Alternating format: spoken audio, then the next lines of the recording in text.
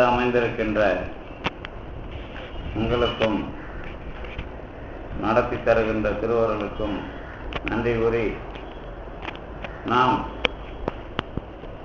இதை அனுபவிக்கின்ற வகையில் வருகின்ற தடைகளை எப்படி வெற்றி கொள்கின்றோம் என்பதுதான் பயிற்சியை தவிர வேறு ஒன்றும் இல்லை. பொதுவாக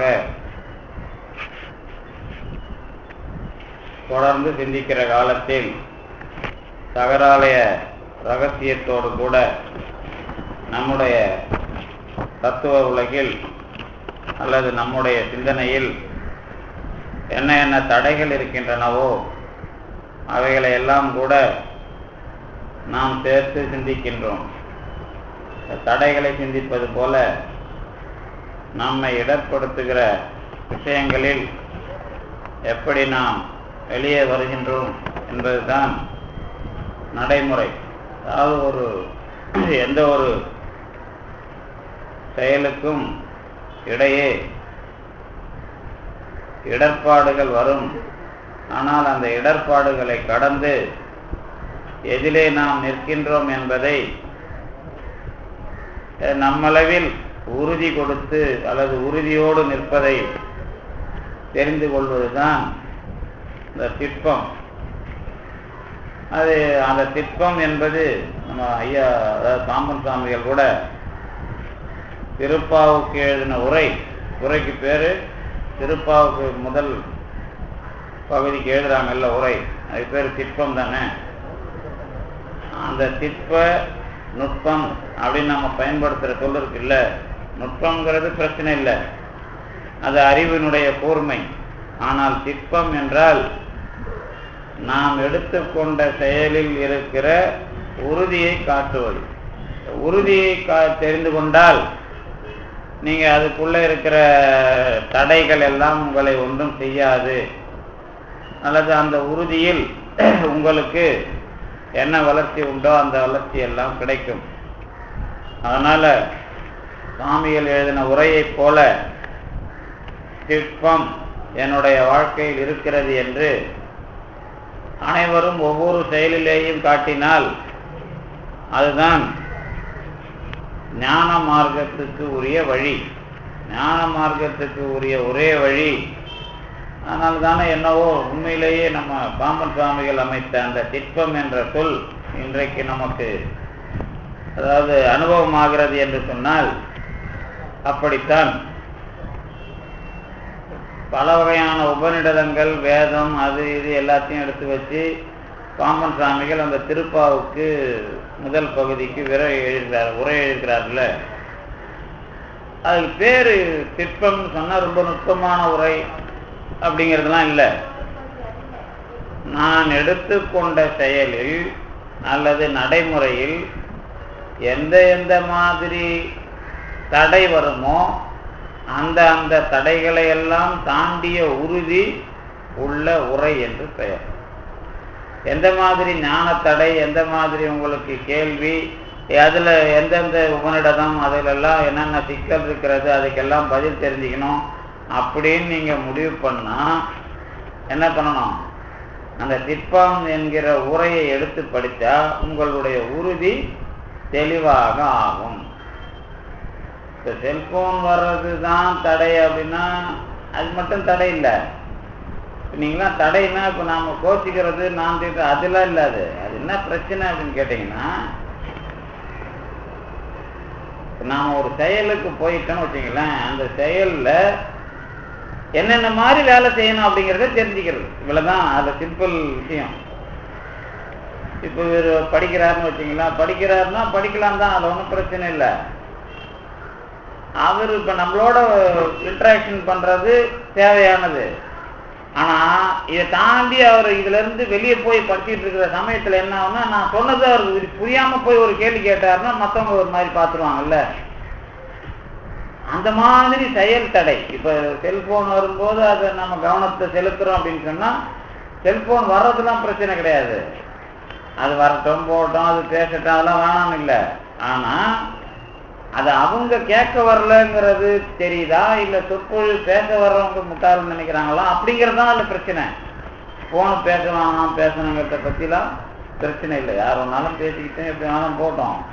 ஆனால் அவங்க எந்த செயல்முறையை தெரிஞ்சுக்கினாங்க அப்படிங்கிறது அது அர்த்தம். நான் கூட அந்த எஸ்ஆர்எம் இங்கேருந்து வருவார், அந்த இவர் இந்த பாட்டு பாடுறாரு, அந்த இவர் விஜயவேலன், அவர் அந்த இதுக்கு கூப்பிட்டுருந்தார் இரும்புலியூரில், அங்கே பேசிக்கிட்டு இருந்தேன். அப்போ அவர் கத்தி கிடக்கிறாரு, யாரும் பேசாதீங்கோ, யாரும் வந்து போனை பேசாதீங்கோ, அப்புறம் இப்படி போங்க அப்படி வாங்கன்ட்டு. ஏன்பா கத்துற இடத்துக்கு நீ ஏன் முதல்ல பேச வர? அங்கே முதல்ல நீ என்ன பண்ணணும்னா, போய் பாடுறதுக்கு முன்னாடி அந்த மக்களுக்கு அந்த இடத்துல பாடுறாங்கன்னா என்னென்ன மாதிரி நடந்துக்கணும்னு நீங்கள் சொல்லணும்னு அவசியம் இல்லை, அந்த அளவுக்கு தெரிஞ்சுக்கணவங்கிட்ட தான் போய் பாடணும். அப்படி இல்லைன்னா அவங்க எந்த லெவலில் இருக்கிறாங்களோ அந்த லெவலுக்கு ஏற்ற சொற்பொழிவாளரை கூட்டும் போய், இல்லை ஜாலரா அடிக்கிறவங்க, நகைச்சுவையாக பேசுகிறவங்க, சொப்படிக்கிறவங்கலாம் நிறைய பேர் இருக்கிறாங்க, அவங்களெல்லாம் கூட்டிட்டு போய் வச்சு பேசணுமே தவிர இந்த நல்லா பேசுகிற ஆளு வேணும்னு கூட்டு போகக்கூடாது. இந்த நிறைய பேர் கதை சொல்லிலாம் பேசுகிறாங்க, நல்லா கிருபானந்தவாரியார் மாதிரி பேசுகிறாங்கன்னா அவங்கள்ட்ட போகணும். இப்போ நமக்கு அது வேலை இல்லை. இப்போ நீங்களாம் கிருபானந்தவாரியார் வந்து பேசியிருந்தாருன்னா கேட்பீங்க, உங்களுக்கு வந்து பிடிக்குமான்னு கேட்டால் ஞான பாடம் கேட்குறவங்களுக்கு பிடிக்காது, என்ன கதை சொல்லி சொல்லுவார் அப்படின்னு தான் நீங்கள் ஒதுக்கணும். அந்த அளவுக்கு நீங்கள் வளர்ந்துக்கிறீங்களான்னு கேட்பேன். அப்புறம் நீங்கள் ஒரு வேளை அது இல்லை நல்லா தான் பேசுவாருன்னு கேட்டீங்கன்னா, இல்லை அவர் பேசுறது உங்களுக்கு இல்லைப்பா, அந்த ரோட்டில் திருவிழா கூட்டத்தில் பேசினார், உங்களுக்கு பேசினாருன்னா அது உங்களுக்கு நீங்கள் ஒத்துக்கக்கூடாது. ஏன்னு கேட்டால் நீங்கள் வளரலன்னு ஆகிடும். அப்புறம் வளர்ந்துருந்தீங்கன்னா என்னங்க இந்த கதைலாம் பேசிக்கிறாரு, இதெல்லாம் இங்கே வேணும் அப்படின்னு சொல்லுவீங்கல்ல. அந்த மாதிரி ஒவ்வொன்றுக்கும் ஒரு செயல் திட்டம் இருக்குது. செயல் திட்டம்னா இதுக்கு இந்த இடத்துல இது இடம் பொருள் ஏவல்னு ஒன்று சொல்லுவோம்ல, அந்த இடம் பொருள் ஏவல்னா என்ன அப்படின்னு கேட்டால், எந்த வேலைக்கு வந்துக்கிறோம் நாம் உண்மையிலேயே அந்த வேலைக்கு வந்துக்கிறோமா, இல்லை போன இடத்துல வந்து உக்காந்தோமா அப்படின்னு புரிஞ்சுக்கணும் அதுக்குள்ள. அப்போ அதுக்கு போக போக சரி இதுக்கு என்ன மாதிரி, அதுதான் நான் என்ன சொல்றதுன்னா, இதெல்லாம் அந்த காலத்தில் இந்த மாதிரி ரூல்ஸ் அண்ட் ரெகுலேஷனை வச்சு மடக்கி போட்டு ஏமாத்தினாங்க. அதாவது ஒரு மடாதிபதி கிட்ட போனீங்கன்னா இப்படி வாயை வச்சிங்கலாம் பேசுவாங்கல்ல, வாயிலேருந்து எச்சத்தில் துப்பக்கூடாது, இதெல்லாம் வெளியே வரக்கூடாதுன்னு பேசுவாங்கல்ல. அது அந்த பயன்பாடு எங்கே போய் நின்றுதுன்னா அடிமைத்தனத்தில் போய் நின்றுதில்ல, அதை நம்ம வேணான்னு ஒதுக்குறோம்ல. அப்போ சுதந்திரமும் வேணும், நான் எந்த வேலைக்கு வந்திருக்கிறேங்கிறதும் தெரியணும். இந்த சுதந்திரமும் தெரியணும், நான் எந்த வேலைக்கு வந்திருக்கிறேனோ தெரியணும்னு சொன்னால் அதுக்கு என்ன வேணும், அந்த நடைமுறைக்குள்ளே நான் தெளிவாக போகணும். இதுதான் சார் திட்டம். இந்த திட்டத்தை தான் சாமி தெரிஞ்சு திருப்பாவுக்கு நான் உரை எழுதும்போது என் திட்டம் என்னங்கிறத தெளிவாக சொல்கிறேன். அது நடைமுறையோடு சொல்கிறதுனால அதுக்கு பேர் என்ன, திட்பம்னு பேர். இப்போ அதுதான் பிரச்சனையே தவிர, இப்போ நாம் வராங்க போகிறாங்க போகல அப்படிங்கிறத பற்றி நமக்கு பிரச்சனை இல்லை. இப்போ கூட நாம் வந்து அடுத்தவங்களை குறை சொல்லக்கூடாது. இப்போ நாம் இங்கே வச்சிருக்கிற சொற்பொழிவு நமக்கு வச்சிருக்கிறோம். இப்போ இதையே அவங்க பார்வையிலேருந்து கேட்டால் என்ன சொல்லுவாங்க, ஏன் சாமி கும்பிட போகிற வயலு நடுவில் உட்காந்து நீங்கள் ஏன் உட்காந்துக்கிறீங்கன்னு அவங்க பார்வையில் அது ரைட்டு தானே. அது என்னதான் கவர் கட்டியிருந்தாலும் அவங்க பார்வையில் நீங்கள் பார்த்தீங்கன்னா என்ன சாமி போகிற வயலுமா கவத்தில் குழு கட்டிட்டு உட்காந்துக்கிறாங்க சாயங்காலம் அப்படின்னு அவங்களுக்கு நினைப்பாங்கல்ல, அதுவும் சரிதானே. அப்போ என்ன இருக்குன்னு கேட்டோம்னா அதுக்கேற்ற மாதிரி நாம மாறுறது, நமக்கு ஏற்ற மாதிரி அது மாறுறது, இப்படிலாம் கொஞ்சம் கொஞ்சம் சின்ன சின்ன டிஃபிகல்ட் இருக்குல்ல. இந்த மாதிரியான சிக்கல்களுக்குள்ள நாம் என்ன தெளிவுக்கு வர்றோம் அப்படிங்கிறது தான் நடைமுறை சிக்கல்களை தாண்டி அதுக்குள்ள வர்றது. அதில் ஒன்றும் பிரச்சனை இல்லை. ஆனால் நாம் அது பரவாயில்ல. இந்த சிலது வந்து காதில் வச்சிக்கினே இந்த பஸ்ஸில் படிக்கட்டுலேருந்து இறங்கின்னு இருக்கும். அது முக்கால்வாசி பண்ணுறது அதில் பெண்கள் தான் போகணும். நாட்டில் பெண்களுக்கு 2 பயிற்சி கொடுக்கணும். பஸ்ஸிலேருந்து இறங்குறது எப்படி, 2 பயிற்சியை 2 விதமாக கொடுக்கணும். இறங்கும்போது எல்லாம் இந்த பக்கம் பார்த்து தான் இறங்கும், தலைகீழ ஓடுற மாதிரி இறங்கும். அது எந்த படித்த பொண்ணை கூட நான் பார்த்துட்டேன் இது வரைக்கும். வண்டி போகிற சைட்லேயே இறங்குறது நான் பார்க்கல, எதிர் சைடில் இறங்கி தான் தலைகீழ நிறைய ஊந்து தான் பார்த்துருக்கேன். அது ஒன்று பயிற்சி காலேஜாக போய் சொல்லிக் கொடுக்கணும். அதே மாதிரி இந்த செல்ஃபோனை வச்சுக்கிட்டே கீழே இறங்குறாங்கல்ல, அது இன்னும் அவ்வளோ முக்கியமான செல்ஃபோனா, இதுனா ஜனாதிபதியிலேருந்து வந்துருக்குதா, இல்லை சயின்டிஸ்ட் இந்த கவுண்ட் டவுனில் ராக்கெட் விட்டுனுக்குறாங்களான்னு தெரியல. அந்த மாதிரி அவங்க படிக்கட்டுலேருந்து இறங்கும்போது காதை விட்டு என்ன பிரச்சனைன்னு கேட்டிங்கன்னா, அது ஒரு நல்ல குணத்தோட கெட்ட அம்சம். நல்ல குணம் என்னன்னு கேட்டிங்கன்னா, பேசுகிறவங்ககிட்ட இருந்து நம்ம அவங்கள வந்து தப்பாக நினைக்கக்கூடாதுன்னு பேசிக்கிட்டே இறங்குறது, அது நல்ல குணம் தான். ஆனால் அதனுடைய விளைவு கெட்ட அம்சம்.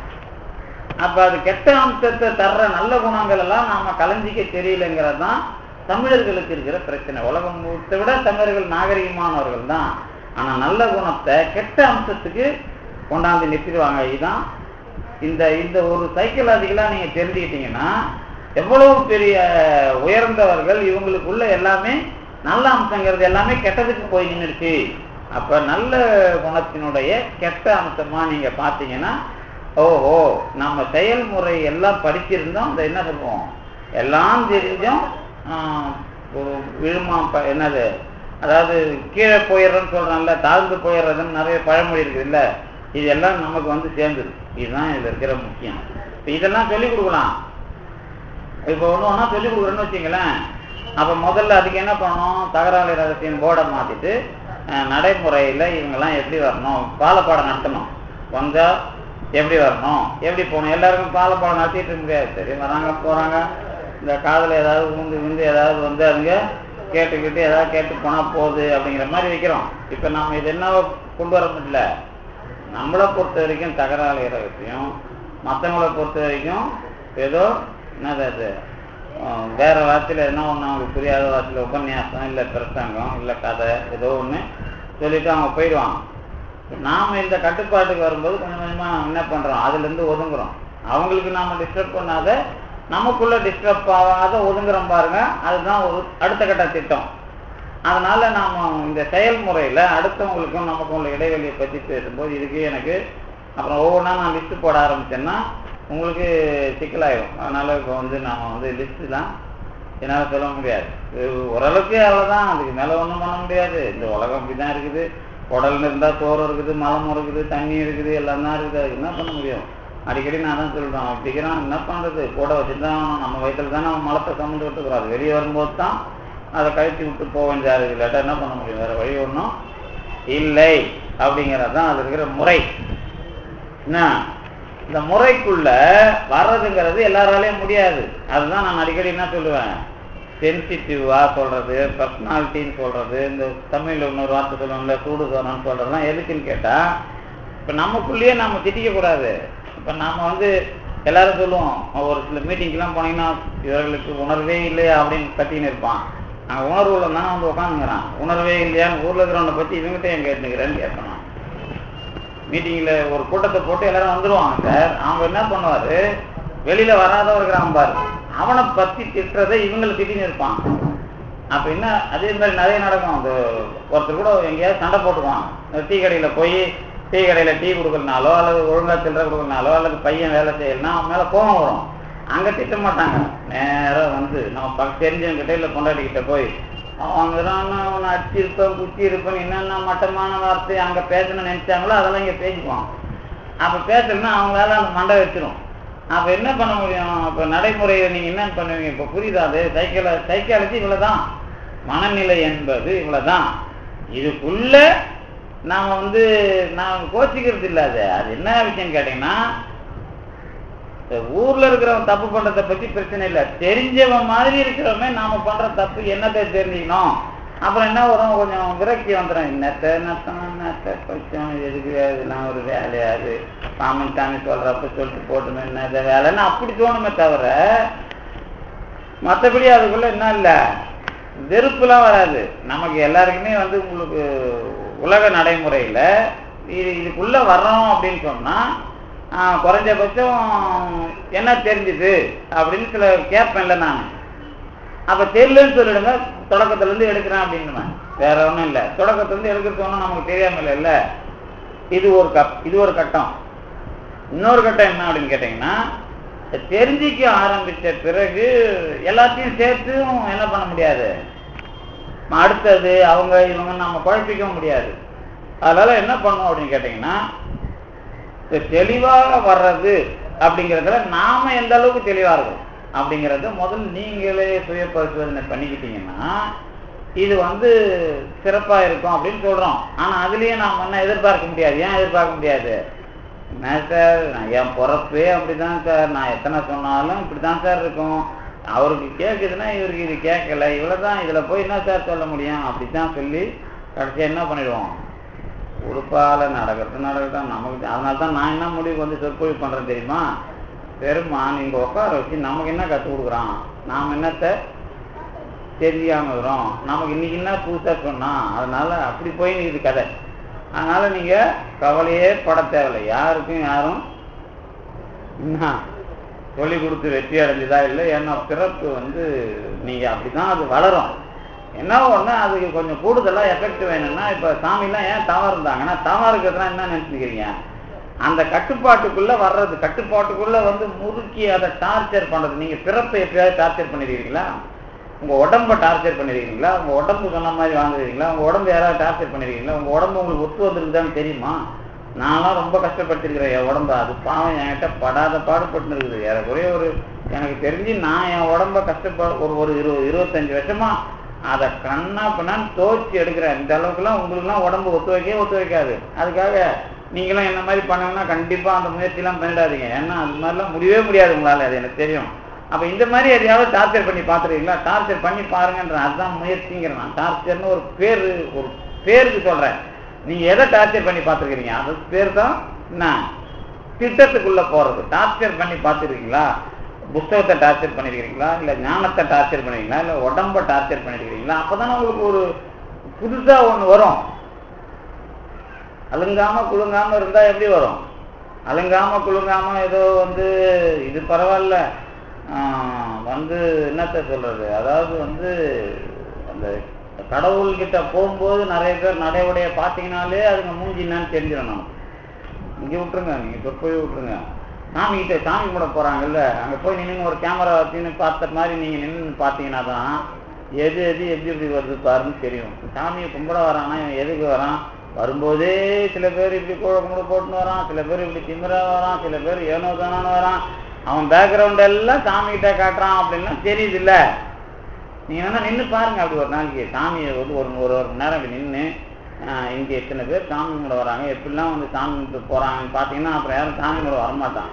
நீங்க ஒரு போர்டை வச்சுட்டு சாமி கும்பிட வருபவர்களை நாங்கள் என்னது கண்காணித்து கொண்டிருக்கிறோம் அப்படின்னு போட்டீங்கன்னா தான் அதுக்கப்புறம் ஓஹோ அதுக்குள்ள என்ன திட்பம் தெரிஞ்சுக்கலாம். நீங்க திட்பம்னா இப்ப சொன்னல, சாமி கும்பிட வர்றதுனாலே என்ன அப்படிங்கிறது, அவன் தெரிஞ்சு வரானா தெரியாம வரானா, எவனாவது சொல்லி வந்தானா, எதையாவது வாங்கி போலான்னு வந்தானா, எதுக்கு வந்தான், சரி அவன் அளவுல எதை கேட்டு போலான்னு வந்தான், சரி வாக்கினா இதை கேட்டு வாங்கி போயிடலான்னு வரானா, இல்லை இதை தீர்த்துடலான்னு வரானா, இல்லை எதுக்கு வரான் அப்படின்னு அடுத்தடுத்த கேள்வியை கேட்டீங்கன்னா, எப்போ நாங்கள் ஏதோ இந்த கோயிலுக்கு வந்தால் சாமி கும்பிட்டு போகலாம், நாங்கள் நல்லா இருக்கிறோமா, தொடர்ந்து நல்லா இருக்கணும்னு கேட்க வந்தோம், இல்லை இந்த ஏதாவது எங்களுக்கு தெரிஞ்ச அளவுக்கு நாங்கள் பிரச்சனை இல்லாமல் இருக்கணும்னு கேட்டு தான்ப்பா போக வந்தோம். இதுக்கு மேலே சாமி நாங்கள் எதுக்கு பண்ணோம், சரிங்க பரவாயில்ல சாமி இருக்குதுன்னு தெரிஞ்சு தான் கேட்க வந்தீங்களா அப்படின்னு கேட்பேன் நான். அப்படியா? அதுக்கு மேலே இன்னொரு கேள்வி கேட்பேன். நம்ம இவர் வீரா வந்துக்கிறார், அவர் கேட்பார் அடிக்கடி. என்ன கேட்பாரு, சார் நான் இந்த கோயிலுக்கு போனால் அந்த கோயிலுக்கு போனால் இது நடக்குமா அந்த கோயில் நடக்குமா, எப்பா நீ எங்கேயாவது திருந்தினியான்னு கேட்பேன் நான். அதாவது நீ போய் சாமியை கேளு ரைட்டு, நீ எங்கேயாவது வளர்ந்துருக்குறியா? இப்போ நான் ரொம்ப சிம்பிள் கொஸ்டின், இதை அடிக்கடி ஞாபகத்தில் வச்சிங்க நீங்கள். அவருன்னு இல்லை எல்லாருக்கும் என்ன கேட்போம், இந்த கோயிலுக்கு போனால் இது நடக்கும், அந்த கோயிலுக்கு போனால் இது நடக்கும், அந்த சித்தர்கிட்ட போனால் இது நடக்கும், இந்த சித்தர்கிட்ட போனால் இது நடக்கும் அப்படின்னு எல்லாம் போகிறோமா இல்லையா? கோயில் தான் இருக்கும். சரி பரவாயில்ல, போய் கேட்கறதே வேலையாக வச்சுருந்தீங்களே, போய் கேட்கறதே வேலையாக வச்சுருந்தீங்க, எப்போ எது மாறுச்சு அப்படின்னு கேட்டால் என்ன சொல்லுவீங்க? சரிப்பா நீ ரீதியாக எதையாவது மாற்றிக்கியான்னு கேட்பேன். என்ன கேட்பேன், போற நீ பெருமான கேட்டீங்கன்னே இருக்குல்ல, கேட்க வேணாம்னு மாற்ற தேவையில்லை. நான் ஏன் லெவல்ல ஒழுக்கமாயிட்டேன், இது ஏமாத்தல, இது பொய் சொல்லலை, இந்த மாதிரி நான் நல்லவன் ஆயிட்டேன்னு எங்கேயாவது டெவலப் ஆயிருக்கிறியான்னு கேட்பேன். ஓ நீ உன் லெவல்ல டெவலப் ஆகல, சாமியை மட்டும் டெவலப் பண்ணிருக்கிறியா? என்ன புரியுது? இதுதான் சார் திட்பம்னு பேர். திட்பம்னா என்னன்னா, நான் எங்க போய் நிக்கிறேனோ அது ஏன் லெவல்ல நான் டெவலப் ஆகும். இது ரெண்டும் சேர்ந்தா உறுதி அப்படிங்கிறத ரிசல்ட்டா அல்லது பலனா கொடுத்ததுன்னா அதுக்கு பேர் திட்பம். அப்படி நீங்க எந்த பிரச்சனைக்குள்ளேயாவது போய் கொடைஞ்சி ஒன்று உங்க உடம்ப இல்லை கடவுளை இல்லை படிப்பை இல்லை வினைய இல்லை எதையாவது ஒன்றை கொடைஞ்சிருந்தீங்கன்னா தான் என்ன வரும், அதுக்கு உறுதி என்ற ஒன்று தெரியும். இல்லை என்றால் உறுதினா என்னன்னு அது வேணாங்க இது வேணாங்க இதே பார்த்து போயிட்டே இருக்கிற வேலையா தான் இருக்குமே தவிர, உறுதி என்ற ஒன்றுக்குள் வர வேண்டும் என்று சொன்னால் ஒவ்வொன்றிற்கும் உள்ள நடைமுறையை நான் தெரிந்து கொண்டு மேற்கொள்ளுகின்ற திட்பம் என்ற ஒன்று எனக்கு தெரியவில்லை என்று சொன்னால் எந்த ஒன்றுக்கு உள்ளேயும் நாம இல்லை, நாம ஏதோ என்னது அது என்ன சொல்லுவோம், நம்ம வாழ்க்கைக்கு பேர் என்ன சொல்லலாம், அங்கே யூஸ் அண்ட் த்ரோ வாழ்க்கை தான் இது. அதாவது யூஸ் அண்ட் த்ரோவுக்கு தமிழில் இன்னும் தெளிவாக ஏதில் இருந்தாலும் ஒரு வார்த்தை இருக்குது, தூய்ச்சேரி அப்படின்னு. தூய்ச்சேரி அப்படின்னு ஒரு வார்த்தை இருக்குது. அந்த தூய்ச்சேரி அப்படிங்கிற மாதிரி சாப்பிட்டு போட்டுரு அப்படிங்கிற மாதிரி வாழ்க்கையை இலையை போட்ட மாதிரி போட்டுட்டு யூஸ் அண்ட் த்ரோ உலகம் தானே இது. யூஸ் அண்ட் மறுபடியும் கழுவிட்டு நம்ம சுத்தமாக வச்சுருக்கணும்னு தெரியாது. ஏப்பா அதை கழுவாமல் தூக்கி போட்டுனா வேலை முடிஞ்சுது, அதை போய் கழுவின்னு வச்சுக்கணும். என்ன வேலை அது? இந்த கலியுகத்தில் நம்ம ஒரு பொருள் இந்த யுகத்துக்கு ஏற்ற மாதிரி தானே பொருளை கண்டுபிடிச்சி வச்சுக்கிறோம். யூஸ் அண்ட் த்ரோ இருந்தால் தான் நம்ம சுத்தம் பண்ணுறோமா இல்லையான்னு பிரச்சனை. தூக்கி போட்டு வேலையப்பாரு, டப்பாவாக இருந்தான்னா, கிளாஸாக இருந்தான்னா, தட்டாக இருந்தான்னா தூக்கி போட்டு வேலையை பார்த்தா சுத்தங்கிறதுக்கு உங்களுக்கு என்ன கிடையாது, பேர் கிடையாது. சுத்தமாக இருக்கிறாங்களாம், அதாவது ரொம்ப நீட்டாக இருக்கிறவங்களாம் அந்த பேப்பரை போட்டுட்டு அதுக்கு மேலே ஒரு இலை வந்து தட்டை வச்சுட்டு அந்த பேப்பர் தட்டு அதுக்கு மேலே ஒரு பேப்பர் கிளாஸு இதெல்லாம் வச்சு எல்லாத்தையும் மடை கொண்டு போய் போட்டால் ரொம்ப சுத்தமாக இருக்கிறாங்களாம். அந்த இடத்துல தான் சுத்தம். நீ உலகத்தை ரொம்ப அசுத்தமாகிட்டல, அப்போ இதுக்கு பேர் என்ன, இதுதான் உலகம். நாம் சுத்தமாக இருக்கு. அது நடைமுறையில் நாம் செய்யறது அதோட எதிர்விளைவு. இந்த ரெண்டுத்துக்கும் உள்ள தெளிவு இருந்தால் அதுக்கு பேர் திட்பம்னு பேர். இந்த திட்பத்துக்கு சும்மா போடல பாம்பன் சாமி, அந்த மற்ற யாரும் இந்த மாதிரி உரைக்கு வந்து மற்ற பேர்லாம் வேற என்ன வேற சதானந்த சாகரம், அப்புறம் வந்து என்ன இந்த இன்னொரு உரைக்கு பேர் வச்சுருப்பாங்கல்ல, நம்ம இந்த பரிபூர்ணானந்த போகத்துக்கு சூரிய பிரகாசம், இதுக்கு சதானந்த சாகரம்லாம் உரை வச்சிருக்காருல்ல. திருப்பாவுக்கு நீங்கள் திருப்பா கூட நம்ம படிக்கணும். அது இது ஒருக்கப்புறம் அதை படிக்கலாம். அந்த திருப்பாவுக்குள்ளே போனீங்கன்னா என்னென்னலாம் மேற்கோளை தெளிவாக காட்டணுமோ அவ்வளவும் அவருக்கு எழுதுறாரு. இதுக்கெல்லாம் கூட உரை வந்து அந்த உரைக்கு பேர் அந்த மாதிரி இருக்கு. அதனால அது திட்பம் அப்படிங்கிற விஷயம் ரொம்ப முக்கியமானது. அதுதான் பிரச்சனை. இப்போ நான் வந்து இந்த நடைமுறைக்கு உள்ள என்ன பண்றாங்கிறத தெளிவாக தெரிஞ்சுக்கிறது. அதே மாதிரி இன்னொரு விஷயம், நம்மளை யார் கண்ட்ரோல் பண்றாங்கத்தையும் தெரிஞ்சுக்கணும். எவன் வேலையை செய்யறான், அவனுக்கு என்ன தகுதி இருக்குது, நம்மளை யார் கண்ட்ரோல் பண்றது, நம்மளை கேள்வி கேட்கறதுக்கு யாருக்கு ரைட் இருக்குது அப்படிங்கிறதும் தெரிஞ்சுக்கினீங்கனாலும் அதுவும் திட்பம்னு பேர்.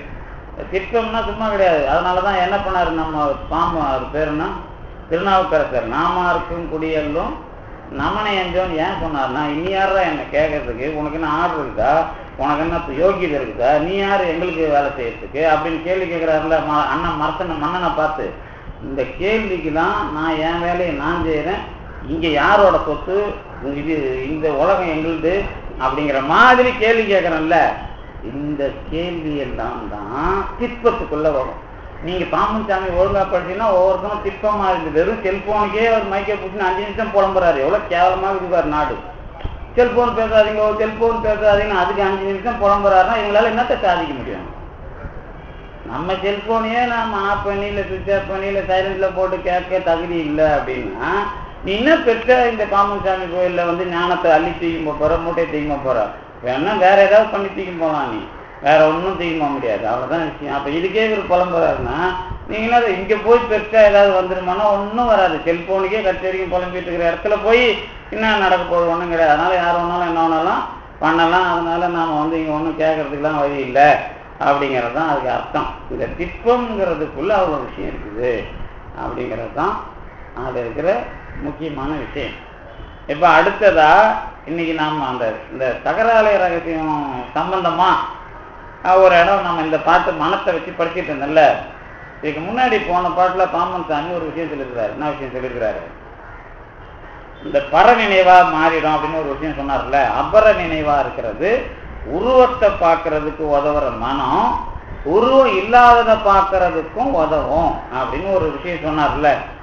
கண்ணாடி மூலமா கண்ணை வந்து நாம பார்க்கிற மாதிரி அருள் வந்து ஆன்மாவை காட்டும், அப்புறம் அந்த ஆன்மா அருளை பார்க்கும் அப்படின்னு 2 விஷயம் சொன்னார்.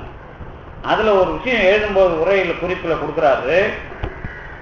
இந்த பரமணம் அபரமணங்கிறதுல பரமணம் வேற அபரமணம் வேற நினைக்காத. பரமணங்கிறது நீ அருளால அதுவே என்னவா மாறும், அபரமணமாக மாறும் அப்படின்னு ஒரு விஷயம் சொல்றாரு. அது வரிய படிக்கிறேன் பாருங்க. இறைவனது திருவுருவை தியானிக்க உள்ள மனமே அந்த தியான பலத்தால் அப்பரமணம் ஆயிடும் என்பார்.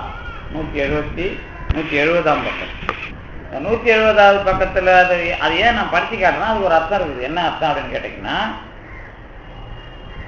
இந்த உருவம் தொழு பலன் உறவே அது பரமணமாகும் அப்படின்னு சாமி சொன்னதுக்கு என்ன அர்த்தம் அப்படின்னு கேட்டீங்கன்னா, நாம இந்த உலகத்தை பார்க்கறதுக்கு இருக்கிற மனம் அதனுடைய தன்மையிலிருந்து அது பரமணமாக மாறுகிறது அப்படின்னு அதை சொல்லிட்டார். இதை கண்டுபிடிக்கிறதுக்கு எது உதவுது? இந்த வார்த்தை மட்டும் இல்லை பாமன் சாமி பண்றது. இப்போ நீங்க கடவுளை பார்க்கணும் அப்படின்னு நீங்க எதிர்பார்த்தீங்க அப்படின்னா, இப்போ பாமன் சாமி வச்சு பார்க்கணும் அல்லது கடவுளை பார்க்கறதுக்கு உங்க மனசுல நீங்க அதை தெளிவா கண்டுபிடிக்கணும் இப்போ அப்படின்னு சொன்னா, நீங்க இப்போ சண்முக கவசம் இருக்குதுன்னு வச்சுங்களேன். என்ன சரி, எங்க இருக்கிறாரு? சண்முக கவசம் இருக்குதுன்னு வச்சுங்களேன். இப்போ சண்முக கவசத்துல ஒவ்வொன்றத்தையும் பாதுகாக்கணும்லாம் சொல்லிடுறாருல்ல. அங்க கடவுள்ல பார்க்கணும் அப்படிங்கிற மாதிரி ஏதாவது சொல்லியிருக்காரா? உன்னை நான் பார்க்கணும் அப்படிங்கிற மாதிரி சொல்லி அண்டமாயாவணியாகலாம் படிச்சோம்ல. கடைசியா இனமென தொண்டரோடு இணைக்கிடும் செட்டி காக்க படிக்கிறாருல்ல. அதெல்லாம் படிக்கிறார்ல. இனமென தொண்டரோடும் இணைக்கிடும் செட்டி காக்க தனிமையில் கூட்டம் தண்ணில் சரவண பவனார் காக்க அதெல்லாம் சொல்றாருல. அதை சொல்லிட்டு என்ன சொல்றாரு? நனி அனுபூதி சொன்ன நாதர்கோன் காக்க இத்தை கனியோடு சொன்ன தாசன் கடவுள் தான் காக்க அப்படிங்கிறதுலயும் ஒரு புள்ளி வைக்கிறார். நீ வான்னு சொல்றாரு, ஆனா நான் உன்னை பார்க்கணும் அப்படிங்கிற மாதிரி சொல்ல. பாதுகாக்கிறதுக்கு நீ வரணுங்கிறாரு. அங்க கடவுளை நீங்க பார்க்க முடியுமா அப்படிங்கிறதுலாம் அவர் சொல்லலை. அது நீங்க கடவுளை பார்க்கறதுக்கு உங்களை ஆரோக்கியப்படுத்துற காலத்துல ஒரு வழியை அப்புறம் கொடுப்பார். அது என்ன ஒரு நுட்பம்னு கேட்டீங்கன்னா, இந்த அருளாளர்கள் நூல்ல படிக்கிறீங்கன்னு சொன்னா இந்த பாட்டை எல்லாத்தையும் கொடுத்துருவோம், நாங்க எல்லாத்தையும் சொல்லுவோம். அது என்ன அர்த்தம்னு கேட்டீங்கன்னா, அந்த பாட்டு முழுக்க அனுபவம் ஆச்சுன்னா அது அடுத்த இடத்துக்கு கொண்டு போறதுக்கான விஷயத்தை உங்க மூளையில கொண்டாந்து சேர்த்துரும். உங்க மனசுல கொண்டாந்து நீங்க அடுத்து எந்த லெவலுக்கு வளரணுமோ அதை கொண்டாந்து கொடுத்துரும். அப்படிதான் வளர்க்கும். அதுதான் ஒரு விஷயமே அடுத்த விஷயத்தை லிங்க் பண்ணிடும். இந்த உண்மையை தெரிஞ்சுக்கணும்னா நீங்க ஒரு முறை பஞ்சதந்திர கதைன்னு ஒரு நூல் எழுதுனாங்கல்ல, அதை படிச்சீங்கன்னா தெரியும். என்ன தெரியும்னா, ஒரு கதையை முடிக்கும் போதே அதுல இருக்கிற பிரச்சனையை வச்சு இன்னொரு கதையை கோத்து விடுவான். அந்த கதையை முடிக்கும் போதே அந்த கதையோட கூட இன்னொரு கதையை கோத்து விடுவான். நீங்க பஞ்சதந்திர கதையை படிச்சிருக்கீங்களான்னு நினைக்கிறேன். பெரியவங்களா இருக்கிறவங்க எல்லாம் படிச்சிருக்கீங்களா? பஞ்சதந்திர கதை நீங்க படிச்சிருக்கீங்களா? வந்து போச்சு இல்ல. நீங்க சொல்ற முறையில படிக்கல சார். நாங்க ஏதோ அந்த பொந்துல போய் பறவை நாகம் இருந்தது, அதை வெட்டுறதுக்காக அந்த மன்னனோட வீட்டுல இருந்தே தந்து போட்டது அப்படின்னு ஒரு கதை படிப்பீங்க. அது மட்டும்தான் ஞாபகம் இருக்கும். எல்லா கதைக்குள்ளையும் ஒரு தொடர்ச்சி இருக்கும். ஒரே விஷயமா அந்த பஞ்சதந்திர கதை மொத்தமா முடியும். ஒரு விஷயத்துல கொண்டாந்து முடிக்கிற மாதிரி இன்னொரு கேள்வி கேட்டு அடுத்த கதைக்கு போயிடுவாங்க. அப்படிதான் பஞ்சதந்திர கதை இருக்கும். அது என்ன அர்த்தம்னு கேட்டீங்கன்னா, நீங்க ஒவ்வொன்றும் வாழ்க்கையில நினைச்சிட்டு இருக்கிற திட்டம் முடிகிற மாதிரி தெரியும், ஆனா அடுத்த விஷயத்துக்கு அது கொண்டு போயிடும். இந்த மாதிரி உங்களுக்கு பயன்படுறதுக்கு தான் பேர் என்ன? அருளாளர்கள் அனுபவமும் அப்படித்தான் பயன்படும். அதுல ஒன்றும் மாற்று கருத்துலாம் இல்லை. இப்ப அடுத்தது என்ன இதுலன்னு கேட்டீங்கன்னா, இந்த அருளாளர்கள் அனுபவத்துக்குள்ள அந்த மாதிரி இந்த சண்முகம் படிக்க படிக்க என் உடல் பலமும் நோய் இல்லாமையோ ஆன்ம பலமும் வருதுன்னு சொன்னா, இந்த முருகனை பார்க்கறதுனா என்ன அப்படிங்கிறது விஷயம் வருதும் போது உங்களுக்கு அப்புறம் அனுபவம்னா என்ன அப்படின்லாம் வரும்போது கேள்வி பதில் வரும். அதுக்கு தான் அடுத்தது அவங்களே காட்டுவாங்க. அந்த மாதிரி ஒரு விஷயம் என்ன அப்படின்னு கேட்டீங்கன்னா, இந்த மனம் பத்தி சொன்ன இடத்துல எனக்கு என்ன புரிஞ்சுதுன்னு கேட்டீங்கன்னா, இந்த பரமனமே அது அபரமனமே பரமணத்துக்கு மாறுது அப்படின்னு சொன்னா என்ன அர்த்தம் அப்படின்னு கேட்டீங்கன்னா, என்ன அர்த்தம்? உங்களுக்கு நீங்க நினைக்கிறதுலயே அந்த நினைப்ப அது மாத்தணும். என்ன அர்த்தம்? நினைக்கிறது அது மாத்தணும். இப்ப பாமன் கூட என்ன எழுதுறாருன்னா, மனம்னா என்ன நீங்க நினைச்சுக்கணும் அப்படின்னு கேட்டீங்கன்னா ஒரு வரி குறிப்பு தராரு. 172ஆம் பக்கம். நினைத்தலினால் மனம் அப்படிங்கிற பிருகதாரண்யக உபனிஷத்தோட அந்த வார்த்தையை எடுத்து எழுதி ஒத்துக்கிறார். அதாவது பிருகதாரண்ய உபனிஷத்துல வர்ற விஷயம் மனம்ங்கிறது அதுக்கு என்ன பேருன்னு கேட்டீங்கன்னா, நினைக்கிறதுனால வர்றது அப்படின்னு ஒரு விஷயம் சொல்றாரு. அது அவரை வலிஞ்சியதுல இப்படியும் மனத்தை பற்றி சொல்லியிருக்கிறாங்க அப்படிங்கிறத தெரிஞ்சுங்கன்னு எழுதுறாரு. இப்போ இது ஒரு விஷயம். இப்போ கொஞ்ச நேரத்துக்கு முன்னாடி என்ன சொன்னேன்? அபரமணம் பரமணமா மாறுதுன்னு. இப்ப என்ன சொன்னேன்? நினைக்கிற விஷயமா மனம்ங்கிறத பற்றியும் தெளிவுபடுத்திருக்கிறாங்கன்னு சொன்னேன். நடுவில் பாம்பன் சாமி பாட்டை இந்த அமைச்சிருக்காருல்ல, மனம் பற்றின பாட்டு. அந்த பாட்டை நான் போன வாரம் படித்தேன்ல, மனமே சனனமும் மனமே மரணமும் மனமே உலகும் அழகும் ஆகும்லாம் படித்தேன்ல. அந்த பாட்டு குறிப்பிலே என்ன கொடுத்துருக்காங்க? நீங்கள் பார்த்தீங்கன்னா தெரியும். இந்த பாட்டு ஒரு சிறப்பான பாட்டு. இதை இசைக்கு உள்ள பாட்டும் கூட. இந்த பாட்டில் என்ன இல்லை, ஒற்றெழுத்து இல்லை. நான் பிரித்து படிக்கும்போது அலதும் ஆகுங்கிறது வேற, அலதும் ஆகும் அப்படின்னு ஒற்றெழுத்தே பயன்படுத்தாத பாம்பன் சாமியில் எழுதின பாட்டில் ஒரு பாட்டு இது. அது மாதிரியே படிக்கணும்னா எப்படி, மனமே சனனமும் மனமே மரணமும் மனமே உலகமும் அலதுமாகும் மனமே அவலமும் மனமே சவலமும் மனமே மதியோடு விதியாகும் மனமே சமலமும் மனமே நிமலமும் மனமே வழியோடு வெளியாகும் மனமே சிறுமை மனமே பெருமை மனமே இருமையும் ஒருமையுமே. அவள் நிறுத்தாமல் அடிக்கணும். உங்களுக்கு டாக்டர்கிட்ட போயிருங்களே, இப்போ அதே நோய் என்ன பண்ணுவார், டாக்டர்கிட்ட போன உடனே 1 2 3 சொல்லுவாங்க. என்னடா இருந்தாலும் நம்மளை கிண்டல் பண்ணுறான். நீங்கள் இப்போ அப்படி அனுபவம் இருக்குதா உங்களுக்குலாம்? எந்த டாக்டர்கிட்டையும் நீங்கள் போன டாக்டர்லாம் அப்படி பண்ணலையா?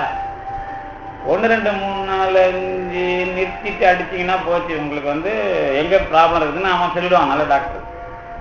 அது நீங்கள் மூச்சை நிறுத்துறது, மூச்சை நிறுத்தாமல் சொல்கிறதுலேயே அவன் அடிச்சிடுவான். அவங்க யார், டாக்டர். அந்த மாதிரி நீங்கள் இந்த மனம் தரணும். நீங்கள் டாக்டர்கிட்ட கொடுத்துட்டு இதை படிக்க சொல்லியா வர்றவங்கள அப்படின்னா, தமிழ் தெரியாதவங்கெல்லாம் எந்த சார் படிக்க வைக்கிறது அப்படின்னு பிரச்சனை வந்துடும். என்ன அப்படின்னு கேட்டிங்கன்னா, இந்த பாட்டில் உங்களுக்கு பிரீத்திங் சென்ஸ் இருக்குதா இல்லையாங்கிறத பற்றி பிரச்சனை இல்லை. நீங்களே அதை பார்த்துங்க, உங்களுக்கு தெரியும் மூச்சு எங்கே முட்டுதுன்னு. இந்த மனமும் சனமும் சனனமும் அப்படிலாம் வர்ற இந்த விஷயத்துக்குள்ள புள்ளி வைக்காமல் பாடுறதை ஏன் சொல்கிறாரு அப்படின்னு கேட்டிங்கன்னா, மனம்ங்கிறது நினைக்கிறது தான், ஆனால் நினைக்கிறதுக்குள்ள அது இருக்காது. அதாவது ஓடிக்கிட்டே இருக்கும் மனம். அதனால அது என்ன பண்ணுறாரு, இந்த பாட்டையே பாம்பன் சாமி புள்ளி வச்சு அதை நிறுத்தலை, பிரேக் போடல. மனசுங்கிறது ஓடிக்கிட்டே இருக்கிற ஒரு விஷயம் அப்படிங்கிறதுக்காக என்ன பண்ணாருன்னா, அதை பாட்டோட இதுக்கு பேர் என்னன்னு கேட்டீங்கன்னா வடிவ கவிதை, வடிவ படிமம்னு பேரு. இப்போ படிமம்னா என்ன அப்படின்னு கேட்டீங்கன்னா, படிமம்னு ஒரு ஒரு ஒரு கவிதை உத்தி மேலை நாட்டில் இருந்தது. படிமம்னா உன்னை நினைக்க வச்சு காட்டுறது. இந்த மாதிரி பண்ணவன் கிரே இதில் யாரு, நம்ம அதாவது வெளிநாட்டில் இந்த ஷேக்ஸ்பியர் இதை பண்ணியிருக்கிறார். சானட் பாடல், சானட்டும்பாங்க, சானட்டும்பாங்க. இப்படி சானட் பாடல் வடி நீங்கள் படிச்சிருக்கீங்களா? சானட் பாடல். இந்த சானட் பாடல் வடிவத்திலேயே அந்த பாட்டு அமைப்பிலேயே உங்களுக்கு அந்த கருத்தை இப்படி இப்படி இங்கே சொல்றதுன்னு சொல்லிடுவான் அப்படின்னு அது ஃபேமஸாக புகழாக சொல்லுவாங்க, பெருமையாக சொல்லுவாங்க. ஆனால் அதை விட நம்மகிட்ட ஒரு இடம் இருக்குது. நம்ம இலக்கியங்களில் கலித்தொகை இருக்குல்ல, கலித்தொகையில் தரவு கொச்சம் சுரிதகம்லாம் அப்படி இருக்கும். அது ரொம்ப அழகாக மேலே 8 வரியில 4 வரியில இதை சொல்லணும், சுச்சுவேஷன் சொல்லணும், பின்னாடி 4 வரியில பிரச்சனையை சொல்லணும், நடுவில் ஒரு முடிச்சு இருக்கும், அது கீழே முடிவு இருக்கும். இப்படி ஒரு அமைப்பு கலித்தொகையில் இருக்கும். கலித்தொகையை பார்க்கும்போது அது இந்த இடத்துல இது இருக்குன்னு அர்த்தம் இருக்கும். கலித்தொகை இந்த சானட் பாடல் ஈக்குவலாக தமிழில் இருந்த பாடல். இப்போ பாம்பன் சாமி பாடும்போது மனம்ங்கிறதுக்கு ஒரு உருவம் கொடுக்குறார். நீங்கள் நினைக்கிற மாதிரி இல்லைப்பா, அது வேகமாக நடக்கிறதுன்னு அர்த்தம். இப்போ வேகமாக நடக்கிறது உங்களுக்கு எதில் இருக்கிற மாதிரி தெரியும், ஆனால் வேகமாக ஓடும். அது எது வெஸ்டீஜ் வந்ததுனால தெரியல. முன்னாடி சினிமா பார்த்தவங்களுக்குலாம் தெரியும், ஃபிலிம் ஓடும்ல, அந்த ரீல் ஓட ஓட நமக்கு என்ன தெரியும், படம் நிற்கிற மாதிரி தெரியுது இல்லை, ஆனால் ரீல் ஓடிக்கிட்டே இல்லை இருக்குது. இந்த சினிமா ரீல் ஓட ஓட தான் படம் நிற்கிற மாதிரி தெரியும். அப்போ அந்த மாதிரி மனசை காட்டுறாருக்க, மனமே சனனமும் மனமே மரணமும் ஓட்டுறாருல்ல. அது என்ன அர்த்தம்னா, நிற்கிற மாதிரி இருக்கிற செயல் செய்யுதில்லை இந்த மனம், ஓடிக்கிட்டே இருக்கிற மனம். ஏன்னா இது எல்லாத்துக்கும் உள்ளேயும் அதோட பதில் கிடைக்கும், ஆனால் அது மட்டுமே அதுக்கு இல்லை அப்படின்னு அர்த்தம், வேற ஒன்றும் இல்லை. ஏன்னா இதை இந்த பாட்டில் சாதாரணமாக இது நினைச்சி பாடினாரா நினைக்காத பாடினாரான்னு எனக்கு தெரியாது. ஒரு அருள் உலகத்தில் இருக்கும்போது அது எல்லா சைடு எஃபெக்ட்டுக்கும் பதில் இருக்கும். அதில் சைடு எஃபெக்ட்னா என்ன, சின்ன சின்ன பிரச்சனை. ஒரு மருந்து கொடுத்தா, சில சித்தர்கள் மருந்து கொடுக்குறாங்கன்னு வச்சுங்களேன். இப்போ இங்கிலீஷ் மெடிசனுக்கு போனீங்கன்னா உங்களுக்கு ஒரு நோய் இருக்குதுன்னு வச்சுங்களேன், ஒவ்வொன்றுத்துக்கும் ஒரு மாத்திரை கொடுப்பாங்க. ஒரே மாத்திரையில் எல்லாம் போகாது. நீங்கள் கேட்கலாம், ஒரே மாத்திரையில் எல்லாம் போகிற மாதிரி இருக்குன்னா ஒரே ஒரு மாத்திரை தாங்க இருக்குது, எலி மருந்து தான் இருக்குது. அந்த மாதிரி ஏதாவது மருந்து கொடுத்தா தான் எல்லாம் போகும். மற்ற மாத்திரையில் எல்லாம் போகாது.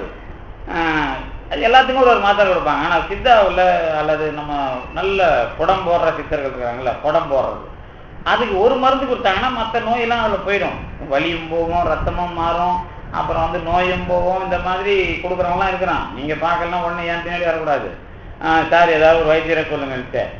என்ன இப்போ காலத்துல எவனையும் நல்லா வாழ வைக்க கூடாதுன்னு கடவுளுக்கு தெரியாதா? சித்தர் வைத்தியெல்லாம் காலி பண்ணாதானே நீங்களாம் இஷ்டத்துக்கும் விளையாடுவீங்க.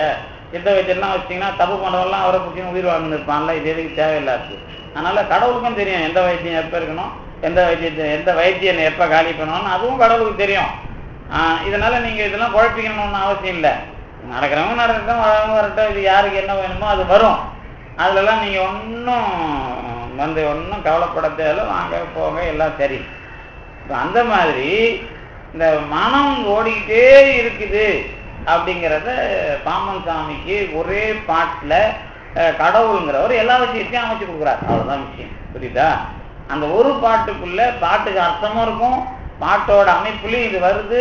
இந்த மாதிரி ஒரு அமைப்பு வருதுன்னு சொன்னா இது அவங்கெல்லாம் எப்படி பாடுறாங்க அப்படிங்கிறது தெரியும். அதுதான் அதை அனுபவிக்கிற விஷயம். அதுக்குள்ள இப்ப என்ன, இந்த மனம் இந்த ஒவ்வொன்றுத்துக்கும் உள்ள அர்த்தம்லாம் நம்ம விரிவா சொல்ல போறோம், ஒன்றும் பயப்பட தேவையில்லை. இப்ப உங்களுக்கு என்னது அது அதுக்குள்ள இருக்கிற ஒரு பெருமை, என்னென்ன பெருமை அப்படிங்கிறது. அதுக்கப்புறம் இன்னொரு விஷயம் என்ன அப்படின்னு கேட்டீங்கன்னா, இந்த பாட்டுல பாம்பன் சாமி ஏறக்குறைய 13, 14, 15, 16 அதாவது 13 விஷயத்தை பட்டியல் கொடுக்குறார்.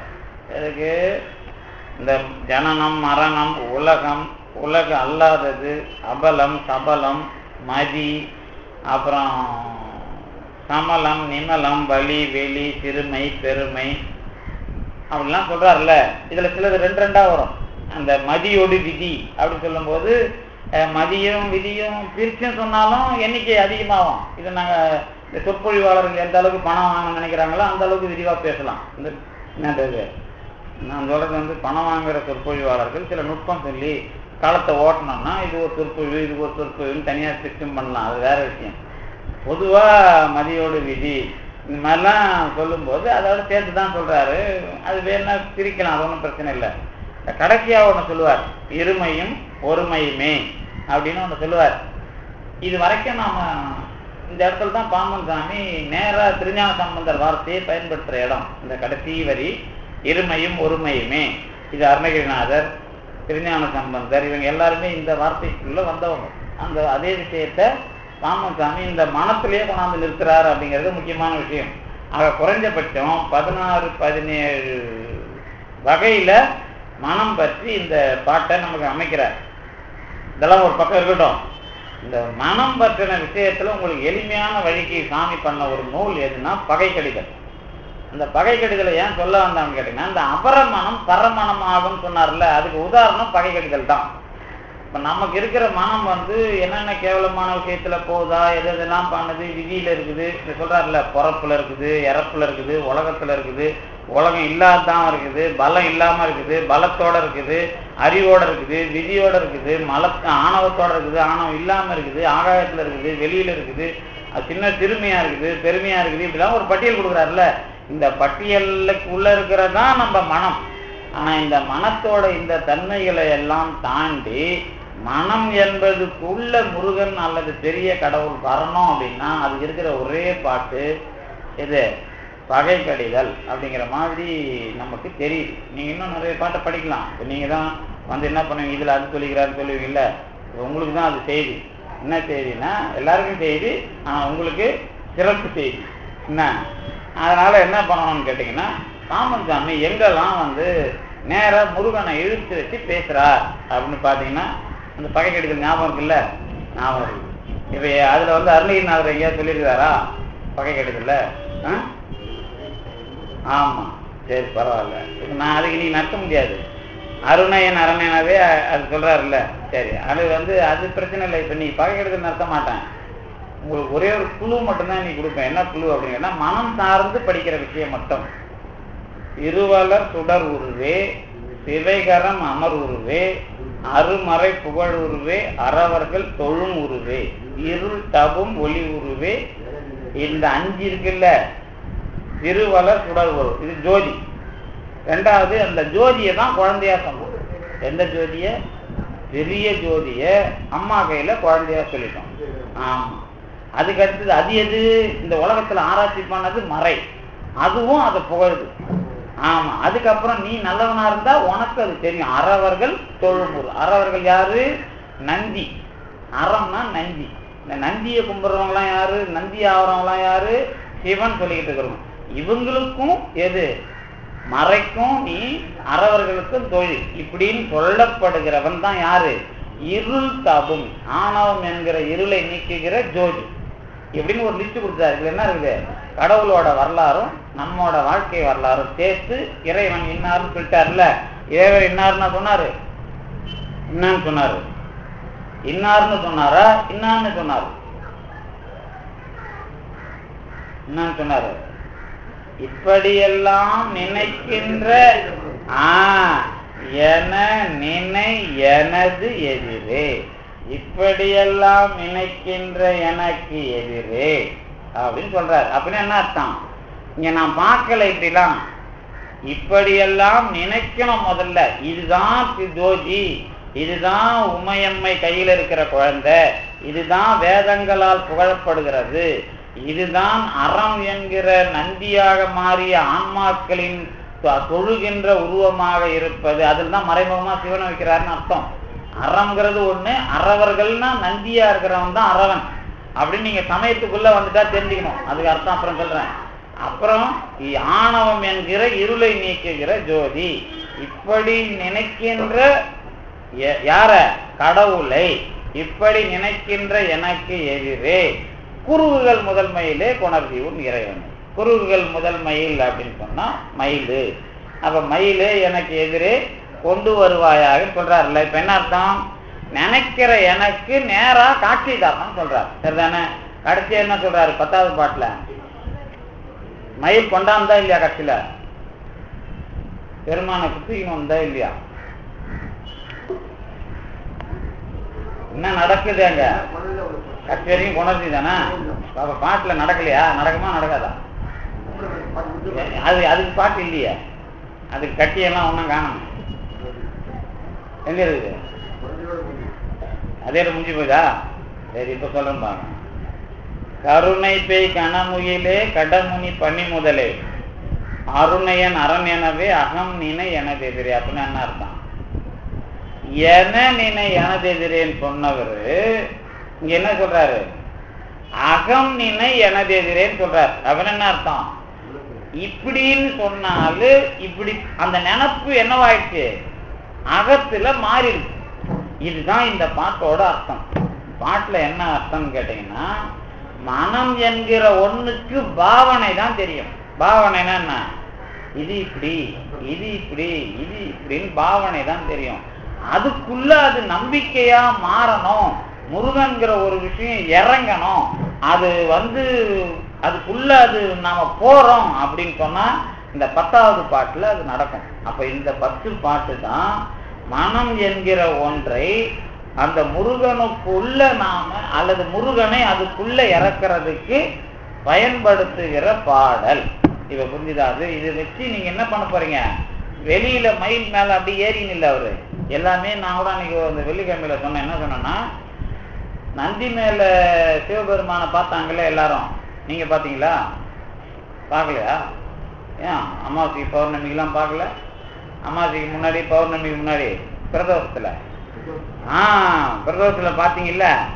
எங்க பாத்தீங்க? மருந்தீஸ்வரர் கோயிலையா? சரி, ரைட்டு. இந்த கோயில்ல பாத்தீங்களா? சரி. நந்திக்கு கொம்புக்கு நடுவில் கட்டுறாங்களா, நம்பி முதுகுல கட்டுறாங்களா? எங்கேயாவது கட்டினாங்களா? கட்ட முடியல இல்ல. அப்ப அது பொய்யா ரைட்டா? சிவன் கோயில்ல எந்த கோயில்லையாவது 2 கொம்புக்கு நடுவில் கட்டி நடராஜரை தூக்கும் போகல, அப்ப செய்ய முடியல அவங்களாலேயே இல்லை. இல்லை நீங்க போய் சொல்லி பாக்குறீங்களா? அந்த மகிஷாசுர மர்த்தினி மாதிரி நடராஜரை போட்டு பாருங்க இனிமே. மகிஷாசுரம் அப்புறம் முதுகுலாம் எங்க வைக்கிறது? அப்புறம் கொஞ்சம் சிரமமா தானே இருக்கும். அப்ப பிரதோஷத்தை சரியா கொண்டாடுறாங்களா தப்பா கொண்டாடுறாங்களா? என்ன சார் நீங்க ஐதீகமா நடந்துகிட்டு இருக்குது, அதெல்லாம் கேள்வி கேட்டு உட்காந்துருக்கீங்க அப்படிங்களா? நம்ம பிரதோஷத்தை பத்தி படிக்கும்போது 2 கொம்புகளுக்கு நடுவில் இறைவன் ஆடினான் தானே எல்லாரும் படிக்கிறீங்க இது வரைக்கும்.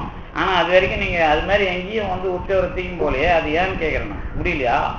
இல்லை ட்ரை பண்ணலையா? இல்லை அறிவாளிங்க இல்லையா? இல்லை எப்படிதான் நடக்குது? அது எப்படி கேட்பீங்க? நான் எங்க சார் அங்கே வழியில சுண்டலுக்கு போய் நின்றுட்டேன். அந்த சாமி வர்றதுக்குள்ள அங்கே போய் அந்த கீவுல சுண்டல் வாங்க தேவை நின்னா அது சாமி எப்படி சீக்கிரம் வந்தான்னு தெரியலங்கிறீங்களா? உங்களை சொல்லல, சுண்டல் வாங்குறவங்கள தான் சொல்றேன். சரி பரவாயில்ல. என்ன அர்த்தம்னு கேட்டீங்கன்னா, இந்த நந்தியோட கொம்புக்கு நடுவுல நடராஜர் ஆடிக்கிட்டு இருக்காருன்னா என்ன அர்த்தம்னா, அறத்தில் வாழுகின்ற ஆன்மாக்களை இடமாக கொண்டு இறைவன் இருக்கிறான்.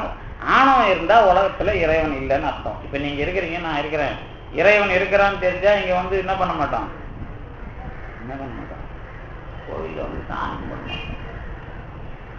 அங்க என்னமோக்கிறாரு, இங்க வந்து நம்ம கும்பிட மாட்டோம்ல, முடியல கும்பிட மாட்டீங்களா? என்ன சார்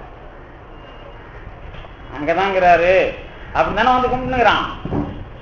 இறைவன் என் உலகம் இல்லைங்கிறாருன்னா வந்து கும்பிடுவான், கும்பிட மாட்டாரு. அப்ப உள்ளுகிறாருன்னு இருக்கு சொன்னாதாலும் தெரியாது இல்ல. அப்ப இந்த பாட்டுக்கு அதான் அர்த்தம். இந்த பாட்டுக்கு பகை கடிதலுக்கு என்ன அர்த்தம்னா, முதல்ல நிக்கிறது, அதுக்கப்புறம் நிக்காம போறது.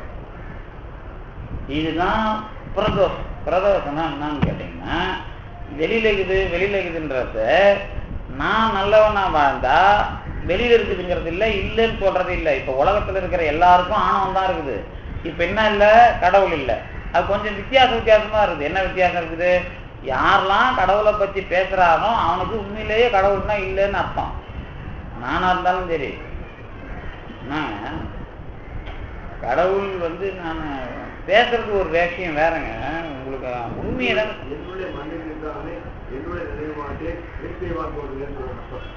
எல்லாம் தான் சொல்றாங்க, யார் தான் சொல்லல. நம்ம இல்லைன்னா சொன்னோம். அன்னைக்கு என்ன போன வாரம் என்ன கேட்டேன், மாமன் சாமி இப்படி பாடினாரு, அதுக்கப்புறம் ஏன் கல்யாணம் பண்ணி வச்சீங்கன்னு கேட்டனே இல்லையா? இன்னதான் குருநாதர் சொன்னாலும் கல்யாணம் பண்ணிப்பீங்களா?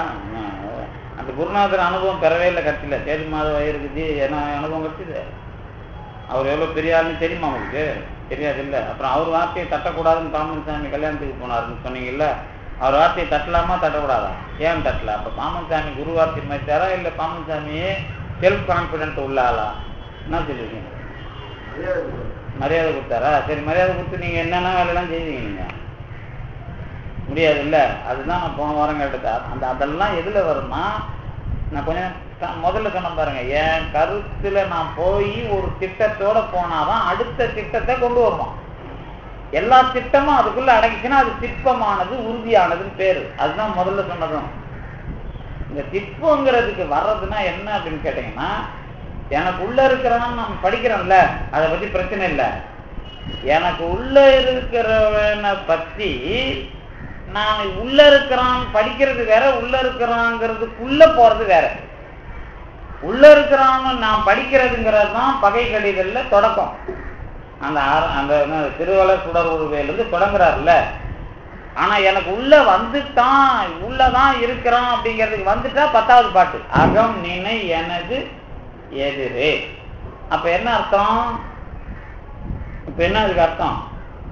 மனமானது அபரமனமா இருந்து பரமனமாயிருச்சுன்னு அர்த்தம். ஒரு சாமி எழுதுறாருல, அபரமனமே பரமனமா மாறும். அதுக்கு இருக்கிற நமக்கு இருக்கிற கருவி எது? கண்ணாடி. உங்களுக்கு கொடுத்துருக்கிற கண்ணாடி எது? அதுதான் பகை கடிதல்.